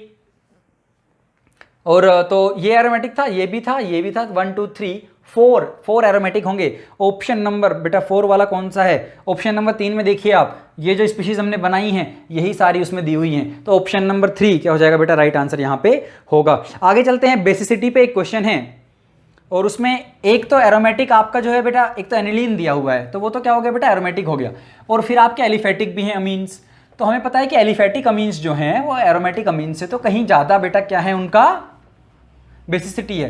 क्योंकि जो एरोमेटिक अमीन्स हैं उसमें लोन पेयर जो है नाइट्रोजन का वो कॉन्जुगेशन में जा रहा है, कॉन्जुगेशन में जा रहा है तो वो डोनेट, बेस अच्छा कौन, तो इलेक्ट्रॉन पेयर को डोनेट करे। अगर कॉन्जुगेशन में ही चला गया तो डोनेट किसको करोगे भाई। अगर भाई बेंजीन रिंग के साथ ही कॉन्जुगेशन में है बेटा वो लोन पेयर, तो डोनेट किसको करोगे फिर। मतलब करना भी चाहते हो तो आपका बिजी है थोड़ा लोन पेयर, तो उतना ज़्यादा अवेलेबल नहीं है जितना एलिफेटिक में हो पाएगा। इसलिए एलिफेटिक वाले ज़्यादा बेटा क्या है, बेसिक होते हैं एज कम्पेयर टू एरोमेटिक। पहला फंडा ये निकल के आया। दूसरा फंडा एरोमेटिक में भी मान लीजिए भाई primary amines, tertiary amines, secondary amines, इनमें आप कैसे देखते हो, तो हम कहते हैं कि ये आपको फिर बेटा याद होगा जो मिथाइल अमीन्स हैं या फिर आपके इथाइल और हाइयर अमीन्स हैं। तो मिथाइल अमीन्स में हम बोलते हैं 213 लगेगा, इथाइल या उसके ऊपर वालों में 231 लगेगा। सेकेंडरी से 2 का मतलब है, 1 से मतलब प्राइमरी, 3 से मतलब टर्शरी। तो ये वाला आई होप आपको याद होगा, जहां पे हम बात करते हैं कि मिथाइल अमीन्स हैं तो 213 लगाना है, और अगर इथाइल और उसके ऊपर वाले हैं तो 231 लगाना है। अब और हमने एक बात की कि एलिफेटिक ग्रेटर देन एरोमेटिक, इन दोनों कॉन्सेप्ट को मिला के हम इसका आंसर कर सकते हैं। देखिए पहला बेस क्या दिया हुआ है बेटा, NH2, दूसरा क्या दिया हुआ है CH3NH2, तीसरा क्या दिया हुआ है CH3NHCH3, चौथा क्या दिया हुआ है CH3NCH3CH3। ये क्या हो गया 3 डिग्री, ये क्या हो गया 2 डिग्री, ये क्या हो गया 1 डिग्री। ये तीनों क्या है एलिफेटिक। तो एलिफेटिक ग्रेटर देन एरोमेटिक, क्यों, इसका लोन पेयर कॉन्जुगेशन में है, तो ये तो बेकार बेस हो गया। तो मैंने कहा इसमें मिथाइल है तो 213 लगेगा, और 213 के बाद बेटा ये एरोमेटिक। तो इस तरह से आप आंसर निकाल सकते हो। मतलब फर्स्ट पे ये, सेकंड पे ये, थर्ड पे ये और फोर्थ पे ये, और ये वाला मिलेगा बेटा आपको ऑप्शन नंबर 1 में। ठीक है, आसान क्वेश्चन था। आगे चलते हैं क्वेश्चन नंबर 41 में बोल रहे हैं कि इसके कितने टोटल स्टीरियो आइसोमर होंगे, किसके, सी सी सी सी सी यहाँ पे Br, यहाँ पे Br, यहाँ पे Br, और यहाँ पे हाइड्रोजन, यहाँ पे हाइड्रोजन, यहाँ पे हाइड्रोजन। कितने होंगे इसके? तो एक बात समझना कि अगर आप या तो फॉर्मूले से कर लीजिए कि सारे के सारे भाई ऑप्टिकल सेंटर्स हैं और सिमेट्रिकल है, आपका मॉलिक्यूल क्या है यहाँ पे, सिमेट्रिकल है। सिमेट्रिकल मॉलिक्यूल में कितने कायरल सेंटर हैं? 1 2 3, 3 कायरल सेंटर हैं, तो मतलब ओड है। ओड में क्या फॉर्मूला लगता है? 2 to the power n-1, 2 to the power 3 - 1 is equal to 4। यहाँ से आंसर निकाल लीजिए। अगर आप समझना चाहते हैं कि सर कौन कौन से होंगे, तो एक काम कीजिए, मिथाइल, यहाँ पे भी methyl, Br Br Br, H। तो मैं कह रहा हूँ भाई देखिए, मान लीजिए ये RS हो सकता है, ये भी RS, और पहले ऐसे केस बना लेते हैं, समझने की कोशिश करते हैं। मान लीजिए अब ये R हुआ और लास्ट वाला भी R हो गया, तो अगर दोनों आ रहे हैं तो बीच वाला तो फिर कायरल नहीं बचाना यार, क्योंकि 4 ग्रुप अलग होने चाहिए। उसके Br और H तो अलग अलग है, इधर भी आ रहे इधर भी आ रहे, तो इसमें तो RS डिफाइन ही नहीं होगा। तो जब R R रहा तो इसकी मिरर इमेज मिलेगी, क्योंकि मीजो तो नहीं है बेटा, तो S S भी होगा। ये हो गए आपके एनांशोमेरिक पेयर। अब मान लीजिए मैं लेता हूं कि सर ऊपर वाला R हो जाए, नीचे वाला S हो जाए, तो बीच वाले में RS डिफाइन होगा, लेकिन क्योंकि R और S है तो इस प्लेन के अबाउट कट जाएगा। भाई जैसे अगर आप देखें तो ये अभी S है, ये R है इस पोजीशन में, तो ये इस प्लेन के अबाउट कटेगा बेटा, तो RS क्या, ये मीजो आ रहा है। लेकिन तो मैं कह रहा हूं कि ये जो बनेगा ये ऑप्टिकली इनएक्टिव होगा, ये एनांशोमेरिक पेयर था, ऑप्टिकली एक्टिव था, तो RS होगा तो इसमें RS डिफाइन तो होगा, लेकिन ये मीजो होगा, ये सूडो कायरल है बेटा, ये सूडो कायरल सेंटर है, और ये PPL को रोटेट नहीं करेगा। तो यहां पे अगर आप देखोगे RS हो सकता है, या फिर मतलब RS में आप ऐसे समझिए कि ये R हो गया, ये S हो गया, तो बीच वाले में Br को इधर रखो, H को इधर रखो, या फिर Br को इधर रखो, H को उधर रखो। उस तरह से क्या है, आपके 2 केस बन जाएंगे यहाँ पे भी, और आपका 2 यहां से मिलेंगे हमें। मतलब मैं कह रहा हूं कि ऐसा कुछ CH3 Br और R का S बनाना है Br, तो इसमें Br को ऐसे ले लेते हैं CH3H। अब अगर क्या है, नोट दिस Br H, एक ये हो सकता है बेटा, अगर ये S है तो ये R है, और दूसरा केस ये बन सकता है, इस बीच वाले को मैं इधर कर दूं, तो दोनों ही ऑप्टिकली इनएक्टिव हैं, लेकिन हैं तो अलग अलग मॉलिक्यूल, हैं तो अलग अलग ना यार, क्योंकि Br इस साइड है, इसमें इस साइड है, तो ऑब्वियसली दोनों सेम तो नहीं है। तो 2 यहां से ऑप्टिकली इनएक्टिव मिले जिनको आप मीजो बोलते हो, और 2 ऑप्टिकली एक्टिव मिले जो आपके एनांशोमेरिक पेयर हैं। इस 4 में भी अगर आप समझना, total 2 to the power n-1 है, अगर सर हमें फॉर्मूले से ही निकालना हो तो बेटा ऑप्टिकली एक्टिव हो जाते हैं 2 to the power n-1 - 2 to the power n। Odd है तो मुझे एक घटा के फिर by 2 करना पड़ेगा, और मीजो हो जाते हैं 2 to the power n-1/2, तो यहाँ से निकालोगे 2 to the power 3 - 1/2 is equal to 2, और इसको भी निकालोगे तो 2 ही आएगा, है ना, क्योंकि 4 में से 2 गए तो 2। तो ये फॉर्मूले आप कर देख सकते हो, नोट्स में पढ़े होंगे ये सारे, ठीक है। लेकिन इस तरह से अगर आप कर सकते हो तो बहुत ही अच्छी बात है, ठीक है। तो फॉर्मूले रटने की जरूरत भी नहीं पड़ेगी और क्वेश्चन भी हो जाएगा। तो बेटा 4 आपको दिया गया है ऑप्शन नंबर 2 में। आगे चलते हैं बेटा, क्वेश्चन नंबर 42 पूछ रहे हैं कौन ज्योमेट्रिकल आइसोमरिज्म शो नहीं करेगा। तो हमें बनाने पड़ेंगे सारे, तो बनाते हैं। आसान क्वेश्चन है बेटा, ये टफ नहीं है। तो आगे चलते हैं बेटा, क्वेश्चन नंबर 42 कौन कौन से ये बताना है कि GI शो नहीं करेगा। हमें पता है GI के लिए क्या होना चाहिए, आपकी रिस्ट्रिक्टेड रोटेशन भी होनी चाहिए। रिस्ट्रिक्टेड रोटेशन आपकी डबल बॉन्ड के क्रॉस भी हो सकती है, आपकी साइक्लिक कंपाउंड में भी हो सकती है, तो रिस्ट्रिक्टेड रोटेशन होनी चाहिए बेटा। और उसके अलावा आपके जो रिस्ट्रिक्टेड रोटेशन वाले कार्बन हैं, जैसे अगर C डबल बॉन्ड C है तो इस पर भी X और Y होना चाहिए, इस पर भी कोई, मतलब ये दोनों अलग होने चाहिए। इस पर कुछ X डैश Y डैश भी हो सकता है, XY भी हो सकते हैं। इन दोनों पे चाहे सेम हो, लेकिन एक कार्बन पे दोनों ग्रुप अलग अलग होने चाहिए, ताकि जब आप उनको इंटरचेंज करो, इधर Y और X करूं, तो डिस्टेंस क्या है ग्रुप्स की बदले। अब आप ऑप्शन पढ़िए। पहला वाला है 1,2 डाइक्लोरो 1 पेंटीन, 1 2 3 4 5, और 1 पे क्लोरो 2 पे क्लोरो। तो 1 पे एक क्लोरो है, एक हाइड्रोजन है, 2 अलग ग्रुप हो गए। यहाँ पे एक क्लोरो है और एक ये है, तो ये तो GI शो करेगा, अलग अलग ग्रुप हैं। दूसरा वाला 1,3 डाइक्लोरो 2 पेंटीन, तो बेटा 2 पे पेंटीन और 1,3 डाइक्लोरो। इस पे एक क्लोरो है, एक इथाइल है, इस पे बेटा क्या है, इस पे एक हाइड्रोजन है और एक ये क्लोरोमिथाइल है, तो ये इस पे भी 2 अलग अलग ग्रुप्स हैं, ये भी शो करेगा। ऑप्शन नंबर 3 देखिए, 1,1 डाइक्लोरो 1 पेंटीन, यहाँ पे गलत है, 1 पे ही 2 क्लोरो लगा दिए हैं बेटा।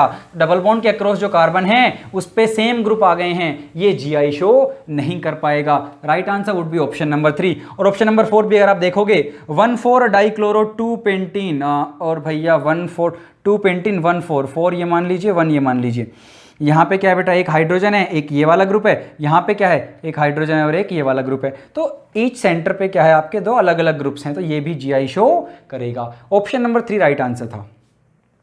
क्वेश्चन नंबर 43 में क्या बोल रहे हैं, हाइब्रिडाइजेशन बताना है सेकंड और थर्ड नंबर के कार्बन का। मॉलिक्यूल क्या है, CH2 double bond C double bond CH CH2 single bond C triple bond CH। तो पहले आपको नेमिंग करनी आनी चाहिए, नंबरिंग करनी आनी चाहिए, क्योंकि इसने बोला कि सेकंड और थर्ड कार्बन। अगर आप इधर से नंबरिंग कर देंगे तो बात गलत हो जाएगी। क्यों? क्योंकि जब डबल बॉन्ड और ट्रिपल बॉन्ड आता है बेटा, तो आपको पहले डबल बॉन्ड को प्रायोरिटी देनी पड़ती है। तो 1 2 3 4 5 6। दिक्कत ये थी कि दोनों ही 1 पे पढ़ रहे हैं। अगर ये 2 से शुरू होता तो फिर मैं उधर नंबरिंग कर देता, 1 पे अनसैचुरेशन आता, लेकिन अनसैचुरेशन तो दोनों में ही 1 पे मिल रहा है, लेकिन उधर क्या ट्रिपल बॉन्ड है, इधर क्या डबल बॉन्ड है। तो डबल बॉन्ड को प्रायोरिटी देंगे, तो मैंने कहा 1 ये आएगा, तो 2 नंबर का कार्बन ये है, 3 नंबर का कार्बन ये है। यहाँ पे 3 वाले के 3 सिग्मा बॉन्ड है तो बेटा sp2 हो जाएगा, 2 वाले के 2 ही सिग्मा बॉन्ड है तो बेटा sp2 हो जाएगा, sp हो जाएगा। तो sp और sp2 है, बहुत बेसिक है। केवल इसमें जो फंसाने वाला बात था वो ये था कि नंबरिंग किधर से करें, इतने से ही कॉन्सेप्ट था इसमें। तो option number 3। Next question number 44 में आपसे पूछा गया है कि IUPAC नोमेनक्लेचर किसका गलत है। ठीक है, तो बना लेते हैं, सारे बनाने ही पड़ेंगे इसमें। तो पहला वाला बेटा आपको कुछ इस तरह से 1 2 3 4 5 बनाया है, 3 पे फिनाइल सब्स्टिट्यूएंट है, इस पे क्या है, मिथाइल है। दूसरा वाला जो बनाया है बेटा वो C पे C डबल बॉन्ड O है, कार्बन कार्बन कार्बन और फिर C डबल बॉन्ड OH है।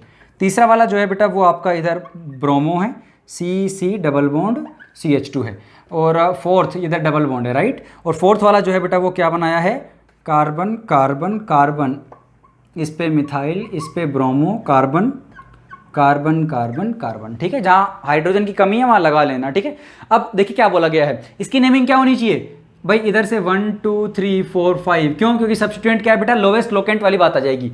चेन तो 5 की हो गई, ये फिनाइल सब्स्टिट्यूएंट है, ये मिथाइल है। इधर से करते तो 3 पे जाता पहला वाला लोकेंट, इधर से किया तो 2 पे आ गया, तो ऐसे नेमिंग होगी, 2 पे मिथाइल होगा, 3 पे फिनाइल होगा, पेंटेन हो जाएगा बेटा। तो यहाँ पे दिया हुआ है 2 मिथाइल 3 फिनाइल पेंटेन, पहला वाला सही है। दूसरे वाले में कार्बोक्सिलिक, यहीं से नेमिंग शुरू होगी, 1 2 3 4 5। 5 पे ऑक्सो है, 6 कार्बन है, हेक्सेनोइक एसिड, तो 5 हेक्सेनोइक एसिड, ये भी ठीक है। इधर किससे नेमिंग शुरू होगी, Br से मत कर देना, अनसैचुरेशन से करनी पड़ेगी। 1 2 3, 3 पे ब्रोमो, और बेटा क्या हो जाएगा आपका 3 है तो क्या हो जाएगा, तब 3 कार्बन वाला और प्लस मतलब प्रोप 1 इन, 3 पे ब्रोमो प्रोप 1 इन। तो लेकिन इन्होंने क्या दिया है, 1 पे ब्रोमो प्रोप 2 इन, इधर इन्होंने नंबरिंग इधर से कर दी है। जी नहीं, लोकेंट से पहले आप अनसैचुरेशन को प्रायोरिटी दोगे, है ना, लोएस्ट लोकेंट पहले नहीं लगाना है। तो थर्ड वाला गलत है, ऑप्शन नंबर 3 राइट आंसर है। और ऑप्शन नंबर 4 में आप कर सकते हो बेटा, लोएस्ट लोकेंट लेते हुए चलेंगे, 1 2 3 4 5 6, यहाँ से 2 पे लोकेंट आ रहा है, और एक जगह से और आ सकता था 2 पे लोकेंट। जैसे मान लीजिए अगर मैं यहाँ से शुरू करता ये चेन, लेकिन फिर वो चेन छोटी हो जाती 5 कार्बन की। पहले चेन लॉन्गेस्ट सिलेक्शन होना चाहिए, then we have to look for the locant. तो लोएस्ट लोकेंट चेन सिलेक्शन के बाद आएगा, तो पहले 6 कार्बन की चेन हो गई, फिर इधर से नंबरिंग करोगे तो 3 पे आएगा, इधर से करोगे तो 2 पे आएगा। जो फर्स्ट इंस्टेंस है वो लोवेस्ट होना चाहिए। मतलब अगर मान लो आप यहां से करते तो नंबरिंग क्या आती, 3 3 5, और इधर से करोगे तो क्या आ रही है बेटा 2 4 4। ठीक है, तो समवम मत करना, समवम नहीं किया था, जो पहला इंस्टेंस हो ये 2, तो 2 वाले की तरफ से नंबरिंग चलेगी। लास्ट क्वेश्चन चलते हैं बेटा, क्वेश्चन नंबर 45 में पूछ रहे हैं the number of moles of KMnO4 that will be needed to react with 1 mole of sulphite in acidic medium. तो एसिडिक मीडियम में KMnO4 की रिएक्शन करवा रहे हैं सल्फाइट से, और बताना है कि भैया कितने जो है हमारे यहाँ पे KMnO4 के मोल्स लगेंगे अगर आपको 1 मोल सल्फाइट के साथ रिएक्शन करवानी है। तो आपको ये पता होना चाहिए कि यार अगर सल्फाइट के साथ KMnO4 रिएक्ट कर रहा है एसिडिक मीडियम में तो प्रोडक्ट क्या बनेंगे। एसिडिक मीडियम में KMnO4 बेटा कहाँ जाएगा, +7 से कहाँ जाएगा, +2 में चला जाएगा, और सल्फाइट +4 से +6 में चला जाएगा। तो क्वेश्चन नंबर 45 यहाँ पे दिया हुआ है KMnO4 + SO3 plus acidic medium. Balance करने की कोई ज़रूरत नहीं है, अगर आपको पता है क्या बनेगा, सल्फेट प्लस Mn2+। यहाँ पे रिडक्शन हुआ बेटा, कितने का चेंज आया, 5 का। यहाँ पे ऑक्सीडेशन आया, कितने का चेंज आया, 2 का, क्योंकि ये +4 में है, ये +6 में है।